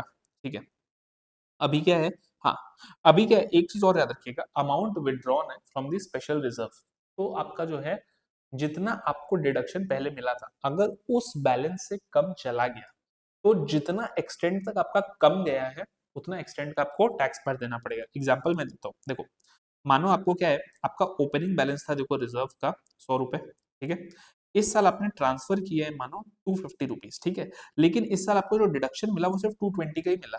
तो अभी देखो आपका क्लोजिंग बैलेंस कितना है, 100 प्लस 250 यानी कि 350, लेकिन डिडक्शन आपने कितने पे एंजॉय किया, मानो ओपनिंग जितना था उसका पूरा डिडक्शन एंजॉय किया और जितना ट्रांसफर हुआ 220 है, 320। अभी आपने मानो 50 रुपए विड्रॉ किए, तो आपका क्या क्लोजिंग बैलेंस आ गया, सर 50 रुपए आपने विड्रॉ किया, आपका क्लोजिंग बैलेंस आ गया 300। तो क्या आपका पूरा 50 रुपया टैक्सेबल है, नहीं, पूरा 50 रुपया टैक्सेबल नहीं है, इतना मिनिमम मेरे को मेंटेन करना था, इससे मेरा कितना शॉर्टफॉल है 300 में, यानी कि 20। तो मैंने विड्रॉ 50 किया लेकिन टैक्सेबल कितना 20 है, ये याद रखना। ठीक है sir, family planning expenditure sir किसको मिलता है, फैमिली प्लानिंग एक्सपेंडिचर सिर्फ और सिर्फ कंपनी को मिलता है सर, कंपनी के अलावा किसी ने किया सेक्शन 37 के अंदर एक्सपेंडिचर मिल जाएगा। कैपिटल एक्सपेंडिचर है तो फिर वो किस में मिल जाएगा, कॉस्ट ऑफ असेट के अंदर ऐड कर देना। सर अगर कंपनी है ना तो उसका फैमिली प्लानिंग एक्सपेंडिचर जो है परटेनिंग टू इट्स एम्प्लॉइज, उसको कैसे मिलता है, उसको मिलता है 1/5 ओवर 5 सक्सेसफुल ईयर्स, अगर वो कैपिटल नेचर है तो भी मिल जाएगा। अच्छा सर, सॉरी, अगर कैपिटल नेचर तो ही मिलेगा, रेवेन्यू एक्सपेंडिचर के नेचर में तो 100% जिस साल हुआ है उसी साल आपको मिल जाएगा। सर अगर कोई अनअब्जॉर्ब रह गया तो वो क्या अनअब्जॉर्ब डेप्रिसिएशन की तरह चला जाएगा। कैपिटल एक्सपेंडिचर हमने किया, कैपिटल असेट अक्वायर किया फैमिली प्लानिंग एक्सपेंडिचर के लिए, तो वो जो असेट को हम ट्रांसफर करते हैं, सर सेम जो आप साइंटिफिक रिसर्च असेट्स के लिए सेक्शन 35 में करते हो ना, वही सेम का सेम चीज करना है। मतलब क्या, चेक करो, अगर बिजनेस में ट्रांसफर करके सेल कर रहे हो तो बिजनेस के अंदर आपने एक्चुअल कॉस्ट को क्या ले लिया, निल ले लिया, बिकॉज आपने तो उतना डिप्रिसिएशन क्लेम कर लिया था, वो मिल गया। अगर आपने without using in the business किया तो फिर क्या है, जितना आपने डिडक्शन क्लेम किया, sale price whichever is lower, PGP का इनकम, अगर sale price is more than cost, capital gains. ठीक है, चलो अभी क्या है सर, ये सब चीजों को हटाओ, ये सब चीजों को हटाओ, ये को हटाओ। Sir securities transaction tax, commodities transaction tax आपको अगर पीएल के अंदर दिए हुए, तो आप पहले देखो कि जो बंदा है वो क्या है, असेसी जो है वो क्या है, if he is a dealer in shares या डीलर इन कमोडिटीज, उसका बिजनेस है शेयर्स में ट्रेड करना, तो ही उसको सिक्योरिटीज ट्रांजैक्शन टैक्स, या उसका अगर बिजनेस है कमोडिटीज में ट्रेड करना तो ही मिलेगा। If he is an investor उसको नहीं मिलेगा एसटीटी का पीए। अभी sir purchase of sugar cane, देखो कोऑपरेटिव सोसाइटी जो शुगर केन परचेज करती है, गवर्नमेंट ने जो मिनिमम प्राइस बोला है, अगर उतना या उससे कम में परचेज करती है तो ही मिलेगा, अगर उससे ज्यादा में परचेज करती है तो वो वाला एक्सपेंडिचर जो है वो डिसअलाउ कर देता है। Mark to market loss ICDS के हिसाब से जो है वो आपको मिल जाएगा। सर सेक्शन 37, सेक्शन 37 क्या बोलता है, सेक्शन 37 बोलता है कि जो आपने सेक्शन 30 से लेकर के 36 में जितने भी खर्चे किए हैं, उन खर्चों के अंदर अगर आपको कोई स्पेसिफिक खर्चे का डिडक्शन नहीं मिल रहा है, तो फिर आप आकर के उसको सेक्शन 37 सबसेक्शन 1 में ले सकते हो। लेकिन कंडीशन क्या है, नंबर 1 क्या है कि देखो, it should not be covered by section 30 to 36। Number 2 क्या है, it should be incurred in connection with the business profession. Number 3 क्या है, ड्यूरिंग द प्रीवियस ईयर खर्चा होना चाहिए। नंबर 4 क्या है, वो पर्सनल एक्सपेंडिचर नहीं होना चाहिए। नंबर 5 क्या है, सर वो कैपिटल एक्सपेंडिचर नहीं होना चाहिए। और नंबर 6 क्या है कि वो कोई ऑफेंस या प्रोहिबिटेड बाय लॉ के रिलेटेड कोई खर्चा नहीं होना चाहिए। ये 6 कंडीशंस अगर आपने मीट कर ली, सेक्शन 37 सबसेक्शन 1 के अंदर आपको मिल जाएगा। सर सीएसआर एक्सपेंडिचर जो है, सीएसआर एक्सपेंडिचर सर कोई अलावेबल एक्सपेंडिचर नहीं है। पीएल के डेबिट में अगर सीएसआर एक्सपेंडिचर दिया हुआ है उसको आपको क्या करना है, आपको एड बैक करना है। Sir penalty interest, penalty interest के अंदर भाई एकदम मेरा कान खोल करके एक बात सुनना, देखो पेनल्टी अगर आपकी दो टाइप की होती है, कोई लॉ को ब्रीच करने की अगर आपकी पेनल्टी है तो फिर आपको कोई उसका डिडक्शन नहीं मिलेगा। लेकिन मानो कोई कॉन्ट्रैक्ट को ब्रीच करने की पेनल्टी है जो कॉम्पेंसेटरी नेचर की है, आपको डिडक्शन मिल जाए। सर हमने कोई इंटरेस्ट पे किया, सर वो इंटरेस्ट जो था वो था सर पेनल्टी के नेचर में, तो क्या होगा, नेचर देखना है, नाम भले इंटरेस्ट है, नेचर पेनल्टी है ना, डिसअलाउ हो जाएगी। सर हमने पेनल्टी पे की जो इंटरेस्ट के नेचर की है, तब क्या होगा, नाम भले पेनल्टी है, नेचर क्या इंटरेस्ट, अलाउ हो जाएगा। सर एक चीज मेरे को बताइए, एक चीज मेरे को बताइए सर, जीएसटी के अंदर हम लोगों के ऊपर पेनल्टी लग गई, इनकम टैक्स के अंदर तो पेनल्टी लगी, वो तो सर अलाउ होगा ही नहीं, क्योंकि आपने पहले ही बोल दिया था इनकम टैक्स के अंदर तो इनकम टैक्स का डिडक्शन नहीं मिलता, प्रोविजन फॉर इनकम टैक्स का डिडक्शन नहीं मिलता, सेस सरचार्ज इन सब का डिडक्शन नहीं मिलता, तो फिर sir interest on income tax तो मिलना ही नहीं है, क्लियर है सर। जीएसटी के ऊपर अगर हम लोग को इंटरेस्ट लग गई, पेनल्टी लग गई, पेनल्टी, तब क्या होगा? किसी भी कानून में याद रखना, किसी भी कानून के अंदर, इवन फॉरेन लॉ के अंदर भी अगर आपने कोई पेनल्टी पे की है, उसका इंडिया के अंदर डिडक्शन नहीं मिलेगा। देखो यार, अब जो है एक पॉइंट और है यहाँ पर याद रखना इसको, कि देखो अगर आपने कोई ऑफेंस का कंपाउंडिंग भी कराया है, अगर आपने किसी ऑफेंस का कंपाउंडिंग भी कराया, देखो फेमा के अंदर जो है ना कंपाउंडिंग होता है, आपने एक गलती कर दी, अब आपको लगता है कि पेनल्टी ना लगे, इसलिए आप खुद ही से जाकर के आरबीआई के सामने प्लीड करते हो कि प्लीज मेरी गलती को रेगुलराइज कर दो, तो रेगुलराइजेशन फी या कंपाउंडिंग फी है, उसका भी डिडक्शन इनकम टैक्स के अंदर नहीं मिलता है। देखो यार, मेरे ख्याल से पेनल्टी वाले पार्ट के अंदर हमने सब कुछ कवर कर दिया है। हाँ, एक चीज आप और याद रखिएगा कि जैसे देखो इंडियन मेडिकल काउंसिल के प्रोफेशनल कंडक्ट रेगुलेशंस है, जो ये बोलते हैं कि किसी भी डॉक्टर को किसी भी फार्मास्यूटिकल कंपनी से कोई भी गिफ्ट हुआ, ट्रैवल हुआ, बेनिफिट हुआ, परक्विजिट हुआ, इसको एक्सेप्ट नहीं करना चाहिए। तो इस केस के अंदर याद रखना कि डॉक्टर के हाथ में अगर उसने एक्सेप्ट किया तो पीजीबीपी में टैक्स होगा, लेकिन जो कंपनी ने, फार्मास्यूटिकल कंपनी ने उसको वो पे किया है ना, उसके हाथ में इस एक्सपेंडिचर का डिडक्शन नहीं मिलेगा, बिकॉज ये एक प्रोहिबिटेड एक्सपेंडिचर है। ठीक है सर, हमने कुछ फ्रीबीज दे दिए, फ्रीबीज दे दिए मतलब क्या, हमने उन लोगों को ट्रैवल, कोई गिफ्ट्स वगैरह दे दिए, ये सब नहीं होगा। लेकिन सर मानिए हमने कुछ फ्री सैंपल्स बांट दिए स्टॉकिस्ट्स को, डिस्ट्रीब्यूटर्स को, या हमने कोई सेल्स प्रमोशन एक्सपेंस कर दिया, वो अलाउड होगा सर। सेल्स प्रमोशन एक्सपेंस जो है ना, ये आपका अलाउेबल है, डिडक्टेबल है। Eight the same time free samples जो है सर, ये डिडक्टेबल, अलाउेबल है। एक चीज और याद रखना सर, एक डायग्नोस्टिक सेंटर है, वो डायग्नोस्टिक सेंटर क्या करती है, वो डायग्नोस्टिक सेंटर डॉक्टर्स को बोलते हैं कि आप पेशेंट्स को मेरे पास रेफर करो, या एक हॉस्पिटल है, वो डॉक्टर्स को बोलते हैं कि आप पेशेंट्स को मेरे पास रेफर करो, बदले में मैं क्या करूंगा, मैं आपको एक सर्टेन कमीशन दूंगा। सर ये इलीगल है, ये वाला जो कमीशन है ये हॉस्पिटल के हाथ में क्या होगा, अलाउ नहीं होगा। लेकिन सर ये डॉक्टर के हाथ में क्या होगा, डॉक्टर के हाथ में ये टैक्सेबल हो जाएगा, याद रखिएगा। अच्छा सर, कोई भी फॉरेन लॉ के अंदर भी अगर मेरा वो होता है तो होता है कंपाउंडिंग, मैंने बोल दिया, इलीगल का हमने बात कर लिया, घूस अलाउड नहीं है, कमर्शियल कॉन्ट्रैक्ट के ब्रीच के अंदर वो अलाउड है। अभी सर एडवर्टाइजमेंट एक्सपेंडिचर के ऊपर सुन लीजिए, सेक्शन 37 टू भी बड़ा सिंपल है, एक मिनट में मैं बता देता हूँ। देखो एडवर्टाइजमेंट एक्सपेंडिचर वैसे तो सेक्शन 37(1) के अंदर जो है आपका अलावेबल है, लेकिन अगर आपने कोई मैगजीन में एडवर्टाइजमेंट कराया, जो मैगजीन पॉलिटिकल पार्टी ओन करती है, यानी कि क्या आपने जो एडवर्टाइजमेंट कराया वो थ्रू पॉलिटिकल पार्टी कराया, डिसअलाउड है, नहीं मिलेगा उसका एक्सपेंडिचर। सर फिर कहाँ मिलेगा, तो कहाँ मिलेगा मैं बताता हूँ। देखो अगर आपने किसी मैगजीन में एडवर्टाइजमेंट कराया ना, it is treated as a contribution to political party, जिसका डिडक्शन, इंडियन कंपनी है तो उसको 80 जीजीबी में मिलता है, और अगर कोई दूसरा एसएससी है तो उसको 80 जीजीसी में मिलता है। याद रखिएगा, अगर इंडियन कंपनी ने किया है ना, तो इसको मान लिया जाएगा कंट्रीब्यूशन, और ये डिडक्टेबल होगा 80 जीजीबी में। अगर कोई दूसरे एसएससी ने एडवर्टाइजमेंट कराया मैगजीन में, तो इवन तो उसको 80 जीजीसी का डिडक्शन मिलता है, लेकिन ये एडवर्टाइजमेंट जो है ना, ये माना ही नहीं जाएगा कंट्रीब्यूशन, ये डिडक्टेबल नहीं होगा। तो बस इतना सा आप याद रखिएगा, आपका काम हो गया है। अच्छा सर, कुछ कुछ फटाफट एडजस्टमेंट्स हम लोग डिस्कस कर लेते हैं, क्रिटिकल एडजस्टमेंट्स है, जो कि आपको क्या है, देखो ये सारी चीजें ना आपको दी रहेंगी कि पीएल के डेबिट साइड के अंदर आपका डेबिटेड है ये सारे खर्चे, आपको ये देखना रहेगा कि सर उसको अलाउ करना है या डिसअलाउ करना है। देखो अगर वो अलाउेबल एक्सपेंडिचर है ना, तब तो आपको कुछ नहीं करना, बिकॉज ऑलरेडी डेबिटेड है, तो आपको अलग से डेबिट करने की जरूरत है। लेकिन अगर वो डिसअलाउेबल है, मतलब उसका अलाउंस नहीं मिलना चाहिए, डिडक्टेबल नहीं है, तो आपको क्या करना पड़ेगा, आपको एड बैक करना पड़ेगा। देखो क्या क्या है, देखो मैंने कोई खर्चा किया था मेरे किसी असेट के अंदर, मेरे टाइटल को इंप्रूव करने के लिए, ये कैपिटल असेट है सर, ये रेवेन्यू एक्सपेंडिचर नहीं है, इसका डिसअलाउंस होगा। सर स्टॉक इन ट्रेड को लेकर के क्या, सर स्टॉक इन ट्रेड का अगर मैंने सोर्स ऑब्टेन करने के लिए कोई पेमेंट किया है, वो कैपिटल एक्सपेंडिचर है। लेकिन अभी मेरा एक सोर्स अग्रीमेंट साइन हो गया, अब उसके तहत मैं cap stock and trade purchase करता हूँ, वो मेरा रेवेन्यू एक्सपेंडिचर है। सर डिबेंचर्स को लेकर के क्या, देखो एक चीज मैंने बोला कि डिबेंचर्स एंड बॉन्ड्स जब कभी भी डिस्काउंट पर इशू होते हैं, मैंने पहले भी बोला था, तो जो क्यूमुलेटिव डिस्काउंट है वो ईयर ऑफ इशू के अंदर डेबिट नहीं होता है, over the life of the period जो है वो डिस्काउंट स्प्रेड होता है। ठीक है, मानो कोई प्रीमियम भी पेबल ऑन रिडेम्पशन, तो वो भी ओवर द लाइफ जाएगा, डिस्ट्रीब्यूट होगा। जीरो इंटरेस्ट डिबेंचर्स भी है तो वो भी ओवर द लाइफ जाएगा। Sir build operate transfer projects के केस में क्या होता है कि जो अपने इंफ्रास्ट्रक्चर फैसिलिटी को कंस्ट्रक्ट करने के लिए जो आपका कॉस्ट आया, सर देखो बिल्ड ऑपरेट ट्रांसफर प्रोजेक्ट्स का कॉन्सेप्ट अभी समझ लो एक मिनट के अंदर, कि देखो यहाँ पर क्या होता है ना, जो असेसी है जिसने कंस्ट्रक्शन किया है, उसके नाम पर ओनरशिप नहीं आती है सर उस इंफ्रास्ट्रक्चर फैसिलिटी की। मानो मैंने एक रोड बना दिया, वो मेरे नाम पर नहीं है, तो बिकॉज वो मेरे नाम पर नहीं है, मैं उसका ओनर नहीं हूँ, तो मैं डेप्रिसिएशन नहीं क्लेम कर पाऊंगा। इसलिए मैं क्या कर सकता हूँ कि जो कॉस्ट है उसको मैं कैपिटलाइज नहीं कर सकता हूँ। कैपिटलाइज करूँ किसमें, वो असेट ही मेरे बैलेंस शीट पर नहीं है फॉर टैक्स पर्पसेस। तो उस केस में क्या होगा, over the life of the concession agreement आपको इक्वली एमोटाइज हो जाएगा। जहां पर आपको ओनरशिप मिल जाएगी वहां पर क्या है, कैपिटलाइज कर दो। जहां पर ओनरशिप नहीं मिली वहां पर क्या करो, ओवर द लाइफ जो है उसको आप इवनली डिस्ट्रीब्यूट कर दो।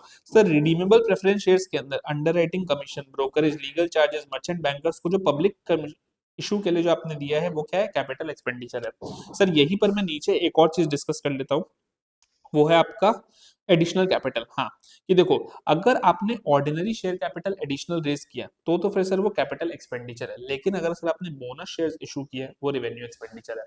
सिमिलरली अगर आपने राइट्स शेयर्स इशू कर दिए वो भी क्या है, वो आपके कैपिटल एक्सपेंडिचर है। ये याद रखिएगा, ये बड़ा कॉमन एडजस्टमेंट है। सर रॉयल्टी जो पेमेंट हो रहा है अगर वो प्रोडक्शन से लिंक्ड है वो रेवेन्यू एक्सपेंडिचर है। सिक्योरिटी डिपॉजिट सर फॉरफिट हो गया, रेवेन्यू एक्सपेंडिचर है। सर आपने बोरिंग्स किया, आपने कोई लोन रेस करने के अंदर जो खर्चा किया after the business setup, it is a revenue expenditure.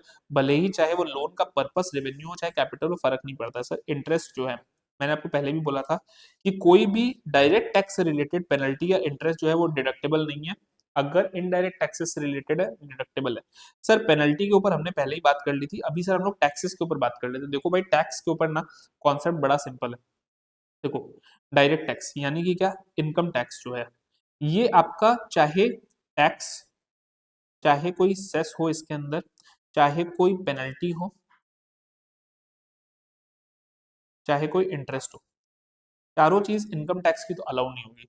Sir मानिए जीएसटी है, जीएसटी का टैक्स क्या, अलाउड एक्सपेंडिचर। सर जीएसटी के अंदर कोई सेस पे करना है, अलाउड एक्सपेंडिचर। जीएसटी के अंदर कोई पेनल्टी नहीं होगा, इंटरेस्ट जो है ये अलाउ हो जाएगा आपका। ठीक है, तो ये वाला टेबल आप हमेशा याद रखिएगा, ये आपके बहुत काम आएगा। सर आपने कोई डोनेशन कंट्रीब्यूशन अगर किया है तो देखो नॉर्मली तो डोनेशन वॉलंटरी कंट्रीब्यूशन होता है, लेकिन अगर आप दिखा दो कि आपके डोनेशन का नेचर बिजनेस एक्सपेंडिचर था जिससे आपको एक डायरेक्ट बेनिफिट मिला है तो वो अलाउ हो जाएगा। सर कीमैन इंश्योरेंस प्रीमियम क्या है, कीमैन इंश्योरेंस प्रीमियम का जो पॉलिसी का जो प्रीमियम है वो अलाउ हो जाता है अगर कंपनी ने किया है तो। सब्सिडियरी कंपनी के लॉस से सेट ऑफ नहीं होते। अब सर हम लोग क्विकली कुछ कुछ स्पेसिफिक डिसअलाउंसेस की बात कर लेते हैं जो कि आपके सेक्शन 40 से लेकर के 40 एंड आपके सेक्शन 40 ए इन सब के अंदर कवर्ड होते हैं। देखो सबसे पहले सर बात करते हैं टीडीएस डिफॉल्ट्स की। इसके अंदर सर बड़ा सिंपल सा कॉन्सेप्ट है कि देखो नॉन रेसिडेंट फॉरेन कंपनी के लिए जो मेरा है लॉ, वो क्या बोलता है सर, मेरे को कोई पेमेंट करना था नॉन रेसिडेंट को या फॉरेन कंपनी, अभी सर मैंने जो पेमेंट किया या तो मैंने उसके ऊपर सर टैक्स डिडक्ट नहीं किया, या तो मैंने टीडीएस डिडक्ट नहीं किया, या फिर डिडक्ट किया बट उसको डिपॉजिट नहीं किया up to the due date of return of income under section 139 month. Sir वो जो नेचर ऑफ पेमेंट है वो क्या है सर, वो कोई भी टाइप का हो सकता है जिसके ऊपर टीडीएस अप्लाई करता हो अदर देन सैलरी। सर क्यों, क्योंकि सैलरी के लिए सर आगे हम पढ़ेंगे 40A3, अगर आप सैलरी पे करते हो आउटसाइड इंडिया उसके लिए 40A3 है, तो अदर देन सैलरी जो है उसके लिए क्या आपका 40A1 है। ठीक है, बशर्ते उसके ऊपर टीडीएस डिडक्टेबल होना चाहिए। सर इसके ऊपर एक केस लॉ भी है। केस लॉ क्या बोलता है, केस लॉ ये बोलता है कि जिस नॉन रेसिडेंट को मैंने पे किया he was not liable to tax in India. Sir अगर not liable to tax in India है तो ऑब्वियस सा बात है ना कि उसके ऊपर सर टीडीएस की लायबिलिटी नहीं थी। अगर सर टीडीएस की लायबिलिटी नहीं थी तो 40A1 अट्रैक्ट नहीं होगा। तो हमेशा याद रखिएगा तीनों कंडीशन मीट होनी चाहिए। ये नेचर का है, other then salary, non resident foreign company को दे रहे हो आउटसाइड इंडिया, एंड उसके हाथ में टैक्सेबल और टीडीएस डिडक्टेबल है। अब आपने क्या किया सर, आपने दो में से एक चीज, या तो आपने टीडीएस डिडक्ट नहीं किया या फिर आपने डिडक्ट करके उसको डिपॉजिट नहीं किया 139(1) में। ये दोनों ही केस के अंदर क्या होगा आपका 100% डिसअलाउंस होगा सर, 100% डिसअलाउंस होगा। सर किस साल अलाउ होगा, अलाउ होगा जिस साल आपने डिपॉजिट किया गवर्नमेंट को उस प्रीवियस ईयर के अंदर अलाउ होगा। सर एक चीज मेरे को बताइए, यहाँ पर क्या असेसी इन डिफॉल्ट सेक्शन 2011 वाला जो एक्सेप्शन है वो आ जाएगा? हाँ बिल्कुल आ जाएगा। मतलब क्या, जो रेसिपिएंट है उसने तीन चीजें की है। उसने क्या किया, उसने सबसे पहला बात है इस इनकम को अपने इनकम के अंदर शो किया है, रिटर्न को ड्यू डेट के अंदर अंदर में फाइल किया और उसने इसके ऊपर टैक्स भरा है। तीन चीजें कर दी है। और जो पेयर है वो सीए सर्टिफिकेट से फॉर्म 29A के अंदर ये वाला चीज सबमिट कर दे तो क्या होगा, तो फिर सर जिस प्रीवियस ईयर के अंदर पेमेंट हुआ है वही वाला प्रीवियस ईयर के अंदर आपको एक्सपेंडिचर मिल जाएगा। सर ये सेम के सेम प्रोविजन है, सेम के सेम प्रोविजन रेसिडेंट के केस में 40A1 के अंदर आते हैं।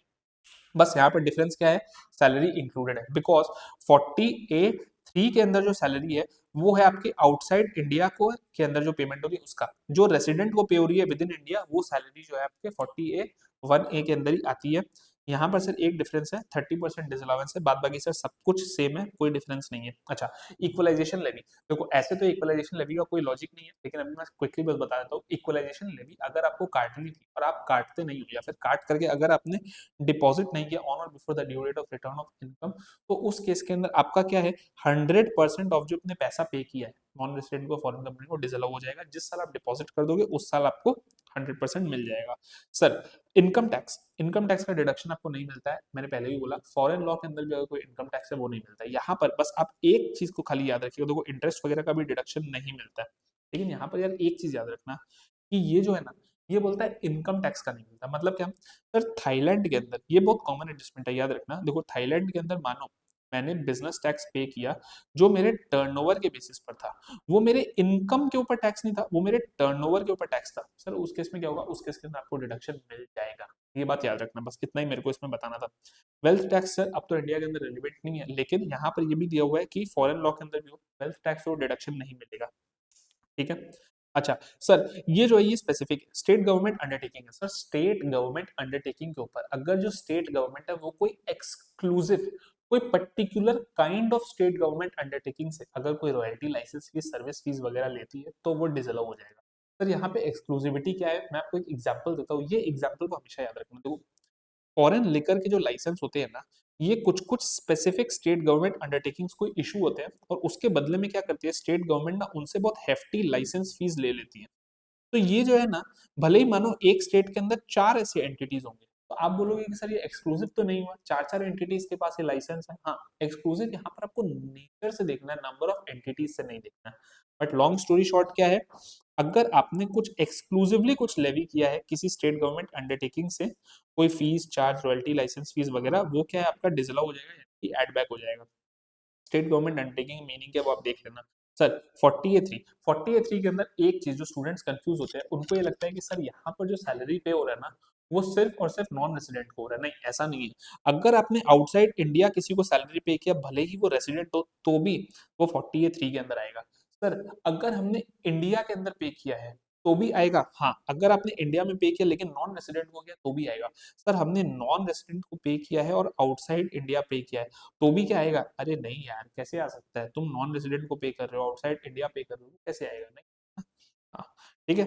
हाँ सॉरी, नॉन रेसिडेंट को पे किया आउटसाइड इंडिया, बट मानो कि तुमने नॉन रेसिडेंट को इंडिया में पे किया है, वो आएगा। नॉन रेसिडेंट को तुमने आउटसाइड इंडिया में पे किया वो भी आएगा, नॉन रेसिडेंट को तुमने इन इंडिया में पे किया वो भी आएगा, रेसिडेंट को तुमने आउटसाइड इंडिया पे किया वो आएगा। सॉरी, जो मैं बोल रहा था कि तुमने रेसिडेंट को इंडिया में पे किया, ये वाला सिचुएशन जो है, रेसिडेंट को अगर तुमने इंडिया में पे किया है तो फिर वो इधर नहीं आएगा, वो कहाँ जाएगा सर, 40A1A के अंदर जाएगा। अगर वहां पर टीडीएस नहीं काटा तो क्या होगा, 30% होगा। सर यहाँ पर एक इंपॉर्टेंट चीज है, यहाँ पर आपने या तो टीडीएस नहीं डिडक्ट किया या आपने डिपॉजिट नहीं किया, दोनों में से कोई भी एक चीज नहीं किया ना, सैलरी डिडक्ट नहीं हो 100%। सर इसका मतलब क्या है, मानो मैंने टीडीएस डिडक्ट तो कर लिया था, लेकिन मैंने डिपॉजिट करने में एक दिन का डिले कर दिया। मतलब क्या है सर, जो विद इन प्रेस्क्राइब टाइम थी, एग्जाम्पल मैं देता हूँ, ठीक है, ये वाला इंपॉर्टेंट है इसीलिए खाली इतने डेप्थ में जा रहा हूँ।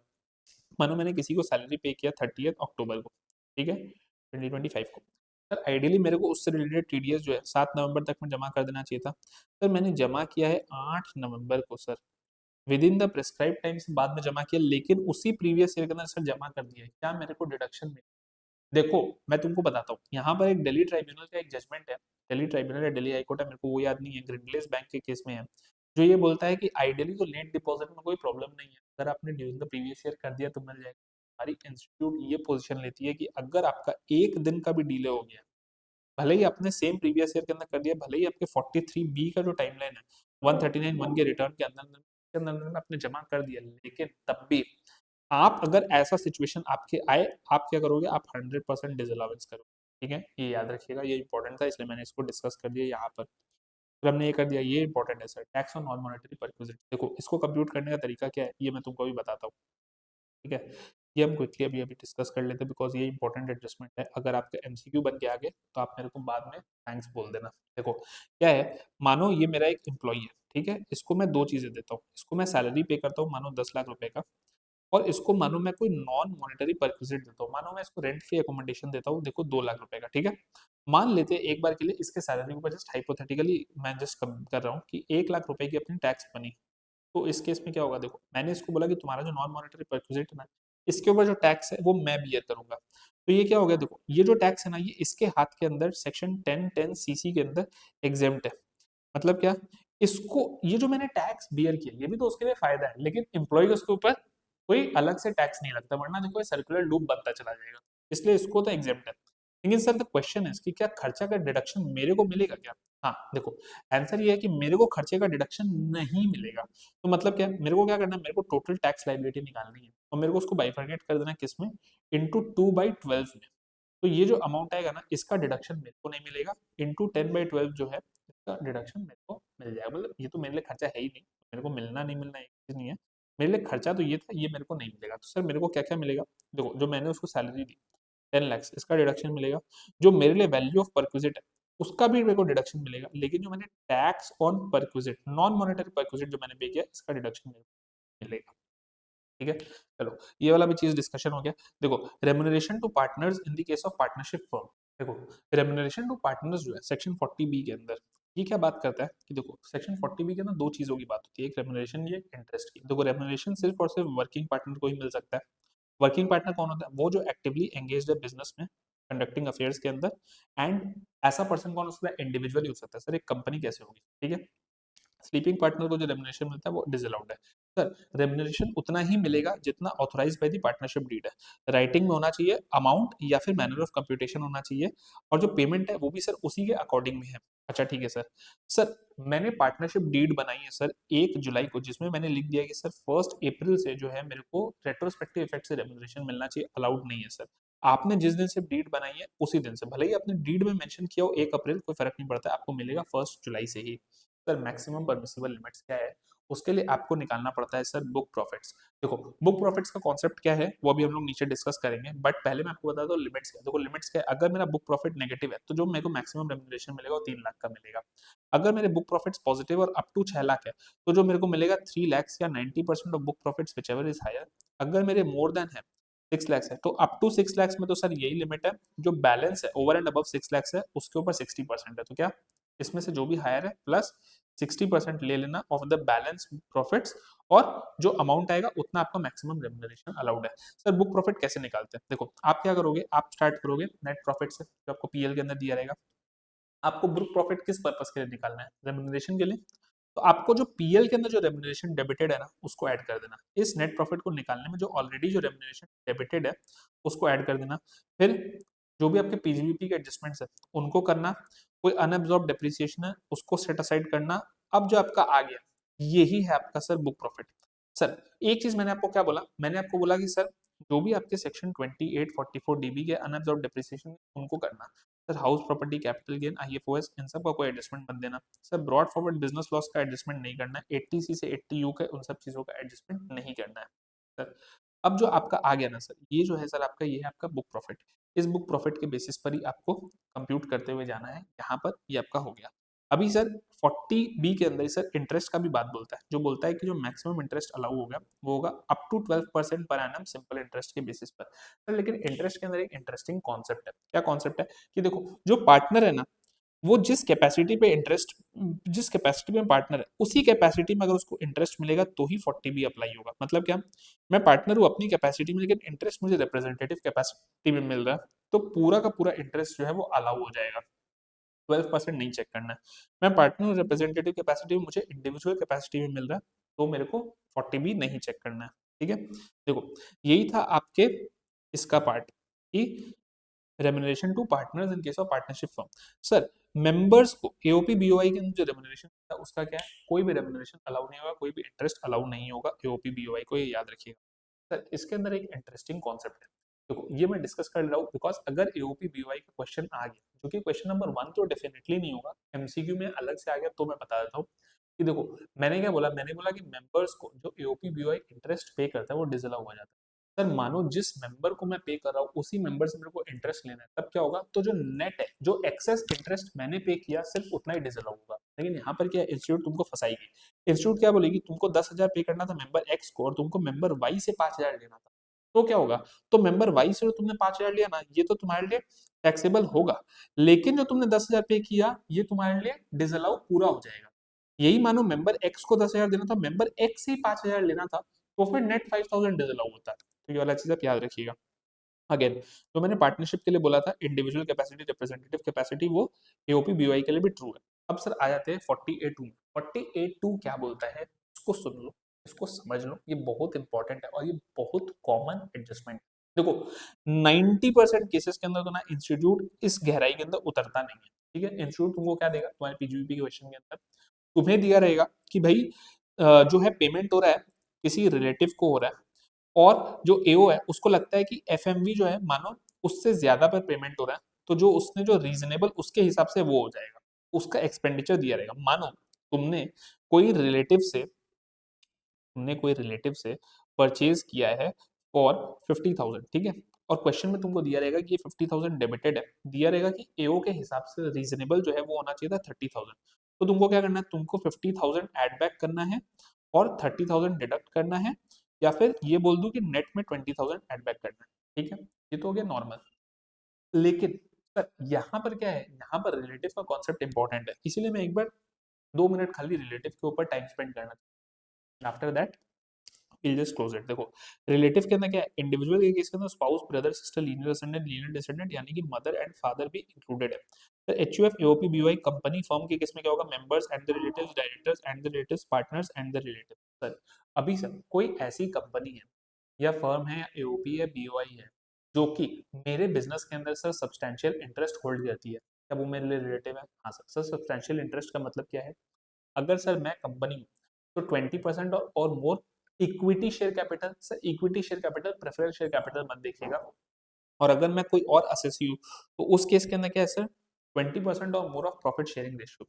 सर एक बात और है कि सर अगर ये सारे भी एडजस्टमेंट्स, देखो मैं क्विकली तुमको बताता हूँ, कोई इंडिविजुअल अपने रिलेटिव के संग मिल करके अगर मुझ में सब्सटैंशियल इंटरेस्ट होल्ड करता है वो है, कोई कंपनी अपने डायरेक्टर एंड किसी और कंपनी के संग मिला करके मेरे अंदर सब्सटैंशियल इंटरेस्ट होल्ड करती है, वो भी मेरे लिए वो है। कोई फर्म एओपी एचयूएफ अपने मेंबर पार्टनर के संग मिला करके मेरे में सब्सटैंशियल इंटरेस्ट होल्ड करता है, वो भी मेरे लिए रिलेटिव है। सर मानिए कोई कंपनी है जिसका डायरेक्टर मेरे में सब्सटैंशियल इंटरेस्ट रखता है, तो वो कंपनी, उस कंपनी का कोई और डायरेक्टर, और जो डायरेक्टर मुझ में सब्सटैंशियल इंटरेस्ट रखता है उस डायरेक्टर के सारे रिलेटिव्स, ये भी मेरे लिए क्या है, रिलेटिव्स के अंदर आते हैं। तो ऐसे करके मैंने एक लिस्ट दिया है, इसे आप वीडियो पॉज करके देख लो। बाकी ये पूरा का पूरा पीडीएफ भी आपको मेरे टेलीग्राम चैनल के ऊपर, मेरे व्हाट्सएप कम्युनिटी के ऊपर मिल जाएगा, लिंक बॉक्स में ऐड कर दिया है, ठीक है। मैं ज्यादा टाइम नहीं स्पेंड करूंगा, इसको आप बस देख लेना। तो उस केस में क्या होगा, ये एडजस्टमेंट आता ही आता है, जो एक्सेसिव है, जो अनरीजनेबल है, उसको आप क्या कर देना, ऐड बैक कर देना, ठीक है। द कैश पेमेंट्स, इसके अंदर सर सिंपल सा कॉन्सेप्ट है, सिंगल पर्सन को सिंगल डे में अगर आपने मोर देन 10,000 का या तो कैश से कर दिया, या फिर बेयरर चेक से कर दिया, या फिर आपने क्या कर दिया सर, क्रॉस चेक से कर दिया, तो उस केस के अंदर सर क्या है, आपका डिसअलाउ हो जाएगा, एडबैक हो जाएगा जितना आपने किया है। सर अगर आपने ट्रांसपोर्टर को किया है फॉर फ्लाइंग या टेकिंग द गुड्स, तो 35,000 का लिमिट है, 10,000 का लिमिट नहीं है सर। सर मानिए आपने किसी पहले साल के अंदर mercantile system of accounting follow करते हुए अक्रूवल बेसिस पर एक्सपेंडिचर अलाउ कर दिया था। अब सर जब आपका मोर देन, आपने इस साल में सर उसको पेमेंट कर दिया मोर देन 10,000 का कैश में, तो क्या होगा, तो फिर सर ये जो है आपका 48(3)(a) के अंदर पीजीबीपी के अंदर टैक्स हो जाएगा।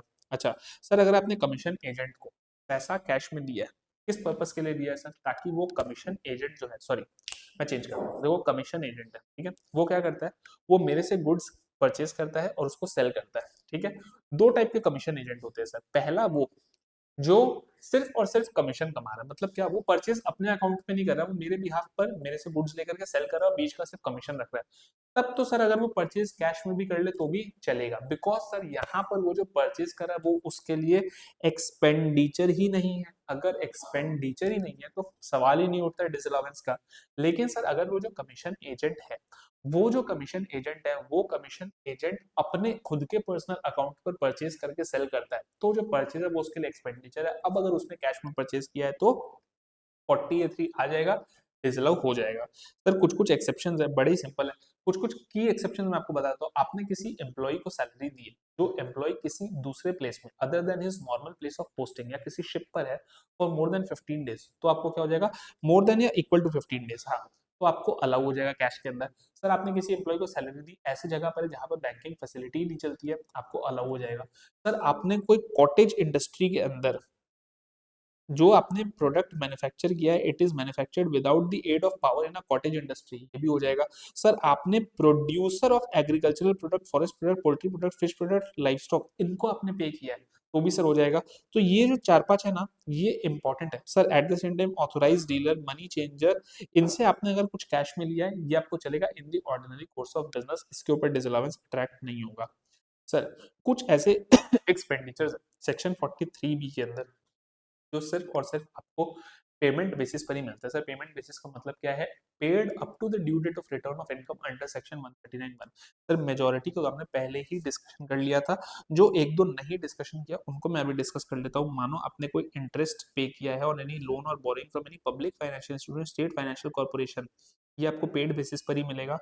कोई आपने स्पेसिफाइड एनबीएफसी से किया वो आपको मिलेगा, या फिर कोई भी loan from a scheduled bank, cooperative bank, basically या कोई भी इंटरेस्ट जो है ना आपका बोरिंग्स के ऊपर, ये आपको पेड बेसिस पर ही मिलता है। सर आपने रेलवे को पैसा दिया है for use of rail assets, या फिर आपने लीव एनकैशमेंट दिया एम्प्लॉइज को, देखो एम्प्लॉइज को आप जो भी पे करते हो ना, चाहे आप उनको उनका कंट्रीब्यूशन कर रहे हो, एम्प्लॉइज कंट्रीब्यूशन 43 बी लग जाएगा, सॉरी एम्प्लॉयर कंट्रीब्यूशन पर आपका 43 बी लग जाएगा। आपने उनको कोई बोनस कमीशन दिया वो हो जाएगा। आपने उनको सर कोई सैलरी दी वो हो जाएगा। एट द सेम टाइम आपने उनको कोई लीव एनकैशमेंट दी वो भी हो जाएगा। सर यहाँ पर एक इंपॉर्टेंट एडजस्टमेंट, वो क्या है? एमएसएमई का। देखो एमएसएमई का क्या एडजस्टमेंट है ना, अभी मैं तुमको क्विकली बताता हूँ बिकॉज ये इंपॉर्टेंट है, ये आपका आ सकता है, ठीक है। देखो एमएसएमई का एडजस्टमेंट जो है ना, इसको समझ लो। एमएसएमई का एडजस्टमेंट क्या बोलता है? एमएसएमई का एडजस्टमेंट ये बोलता है कि कोई एमएसएमई को अगर आपको पेमेंट करना है, ठीक है, तो वो जो पेमेंट है ना, ये आपका up to the due date of return of income तक का टाइम नहीं है। बोलता है कि सेक्शन 15 ऑफ एमएसएमई एक्ट के अंदर जो टाइम दिया है उसके अंदर अंदर में आप पेमेंट करोगे तो ही आपको मिलेगा डिडक्शन, वरना आप जिस साल पे करोगे उस साल आपको डिडक्शन मिलेगा, जिस साल आपने इनकर किया एक्सपेंडिचर उसमें नहीं होगा। सर इसके अंदर दो पार्ट है, देखो जहां पर मेरी अग्रीमेंट हो हुई भी है एमएसएमई वेंडर के संग, वो एक पार्ट है, और जहां पर मेरी कोई अग्रीमेंट नहीं है वो एक पार्ट है। देखो जहां पर अग्रीमेंट है तो मैक्सिमम मेरे को 45 डेज का ही टाइम होता है from the purchase of goods से पेमेंट करने का। भले ही अग्रीमेंट में कुछ भी अग्री किया हुआ हो, मेरे को पेमेंट मैक्सिमम 45 डेज में करना है।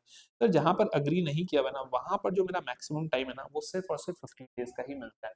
मैंने क्या बोला कि मानो आपने कोई गुड्स परचेज किया था सर 2 मार्च को, ठीक है, 2 मार्च 2026 को आपने परचेज किया था। सर आपके 45 दिन कब खत्म हुए? सर आपके 31 दिन खत्म हुए हैं 1 अप्रैल को, और 15 दिन ले लो, यानी कि सर आपको 16 अप्रैल तक के अंदर अंदर में आपको उसको पेमेंट कर देना चाहिए था, ठीक है। अभी मानो मैंने जो गुड्स लिया था वो लिया था मानो मैंने 10 लाख रुपए का, ठीक है। मैंने क्या किया, मैंने 2 मार्च 25 को इसमें से 2 लाख का पेमेंट किया, ठीक है। मैंने 15 अप्रैल 25 को मैंने पेमेंट कर दिया 7 लाख का, और 17 अप्रैल 25 को मैंने रिमेनिंग सर 1 लाख का पेमेंट कर दिया। देखो ये जो 2 लैक्स है सर, इसको मैंने विद इन 45 डेज पेमेंट कर दिया, तो मेरे को प्रीवियस ईयर 25-26 में ही डिडक्शन मिल जाएगा। सर ये जो है, इवन दो मैंने 25-26 में पेमेंट नहीं किया, लेकिन मैंने with in the prescribe time कर दिया, तो भी सर इसका 25-26 में ही मिलेगा।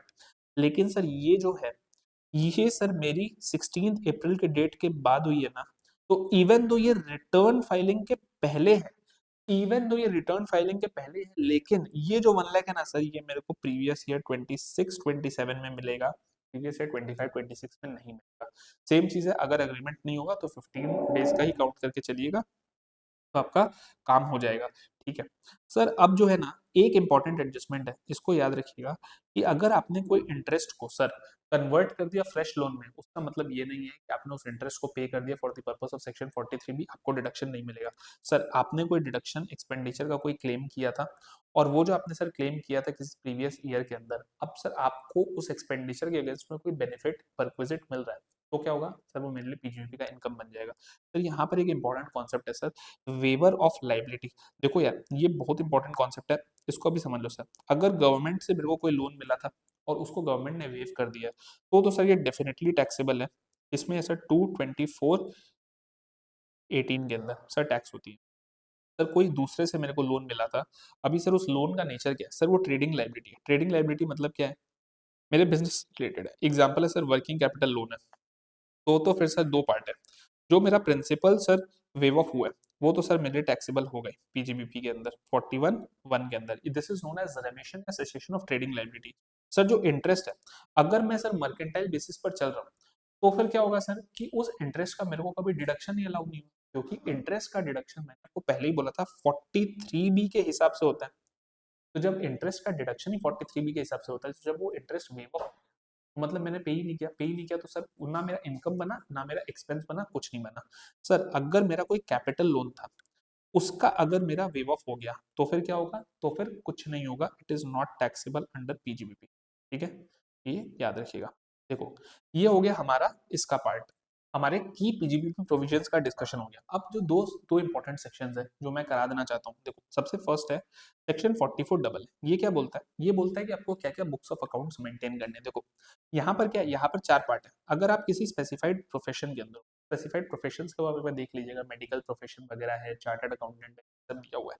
अगर आप हो और आपका सर जो ग्रॉस रिसीट्स है in all the 3 preceding previous year, मतलब क्या मेरे जिस प्रीवियस ईयर के अंदर मैं मेरे को बुक्स ऑफ अकाउंट्स बनाने कि नहीं बनाने, उसके पिछले 3 साल के अंदर अगर सारे के सारे साल के अंदर मोर देन 1,50,000 का ग्रॉस रिसीट्स है, या फिर मानो अगर न्यूली सेटअप बिजनेस है तो मेरे को लगता है कि इसी साल मेरा ग्रॉस रिसीट्स एक्सपेक्टेड है 1,50,000 से ऊपर जाने का, तो फिर से रूल 6F के अंदर मेरे को ये कुछ कुछ चीजों का मेंटेन करना पड़ेगा। क्या, कैश बुक, जर्नल, अगर मैं मर्केंटाइल सिस्टम फॉलो करता हूँ, ledgers, carbon copies of bills जो मैंने इशू किए for more than 25 rupees, and original bills जो मुझे इशू हुए हैं फॉर मोर देन 50 रुपीज।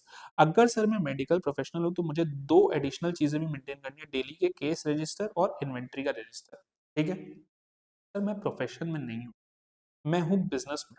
तो फिर आपको सर देखना है कि आप इंडिविजुअल एचयूएफ हो या आप कोई अदर एसएससी हो। अगर आप इंडिविजुअल एचयूएफ हो तो आपके लिए लिमिट क्या है, पीजीबीपी है 2,50,000 एंड टर्नओवर है मोर देन 25 लाख, या फिर अगर आप अदर एसएससी हो तो पीजीबीपी है 1,20,000 एंड टर्नओवर है मोर देन 10 लाख। अगर ये आपके कंडीशंस मीट होते हैं, सर कब मीट होते हैं, या तो पिछले 3 साल में किसी भी साल के अंदर, देखो ऊपर जो था आपका ऑल था, यहाँ पर आपका किसी भी एनी में, या फिर अगर आप न्यूली सेटअप हो तो आपको इसी साल के अंदर लगता है क्रॉस होगा, तो आपको क्या करना है, आपको ऐसे बुक्स ऑफ अकाउंट्स मेंटेन करने हैं which enable the AO to compute your total income. इसके अलावा सर दो स्पेशल केसेस के अंदर आपको बुक्स ऑफ अकाउंट्स भी मेंटेन करने हैं, और उन दो केसेस के अंदर सर आपको 44AB का ऑडिट भी कराना है। वो दो केस क्या है, देखो पहला क्या है, आपने 44AD या एडीए के अंदर प्रेजम्पटिव टैक्सेशन के अंदर इनकम ऑफर की, और जितना इनकम बनता था उससे लोअर ऑफर किया, एंड आपका जो नेट टोटल इनकम है it is more then the basic exemption, ये एंड है। तो उस केस में आपको क्या है, 44AA के अंदर बुक्स भी मेंटेन करने हैं, प्लस आपको ऑडिट भी करानी है 44AB के अंदर, या फिर 44AE BB ट्रिपल बी, इसके अंदर क्या है, कुछ कुछ स्पेसिफाइड शिपिंग इनकम वगैरह दिया हुआ है। इसके अंदर आपको लोअर इनकम अगर आपने ऑफर की तो भी आपको बुक्स भी बनानी है, ऑडिट भी करानी है। तो बुक्स कब तक मेंटेन करनी है, देखो याद रखना, at least 6 years from the end of the assessment year. इसका मतलब क्या है, देखो गौर करो, 25-26 से मेरा प्रीवियस प्रीवियस ईयर का एंड होता है 31 मार्च 27 को, यहाँ से 6 years मतलब क्या, 28, 29, 30, 31, 32, 33, यानी कि 31 मार्च 33 तक आपको प्रीवियस ईयर 25-26 के बुक्स मेंटेन करके चलने हैं। सर पेनल्टी कितना है, 25,000 का। सर आज के लिए एक last section before I close this important sections के पीजीबीपी का रिवीजन, जैसा मैंने पहले भी बोला था प्रिजम्पटिव टैक्सेशन कवर नहीं कर रहा हूँ। आप मेरे को कमेंट करके बता दो अगर आपको प्रिजम्पटिव टैक्सेशन की वीडियो भी, तो उसको भी मैं सेपरेटली डाल दूंगा। देखो ऑडिट की रिक्वायरमेंट जो है इसको बस डिस्कस कर लेते हैं। तो देखो ऑडिट की रिक्वायरमेंट क्या, 3 केस है। अगर आप स्पेसिफाइड प्रोफेशन में हो तो अगर आप क्रॉस रिसीट्स 50 लाख क्रॉस करता है तो ही आपको ऑडिट कराना है। अगर आप बिजनेस में हो और आपका टर्नओवर 1 करोड़ क्रॉस करता है तो ही आपको ऑडिट करानी है।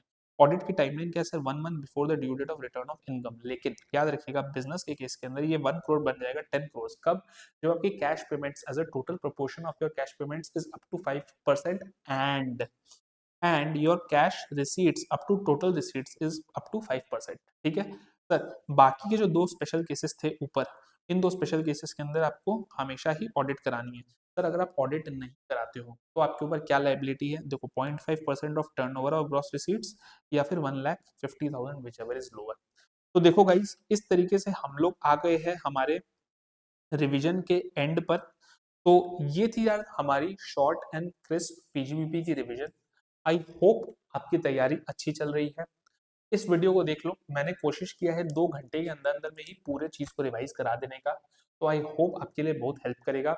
All the best for your exams and मैं उम्मीद करता हूँ आपके एग्ज़ाम्स अच्छे जाएँगे, आपको आपके ड्यू एफर्ट्स के रिकॉग्निशन मिलेंगे। Good luck for the exams. Comment करके बताइए अगर आपको किसी और चैप्टर का रिवीजन चाहिए and I will try to give it before your exams. Thank you.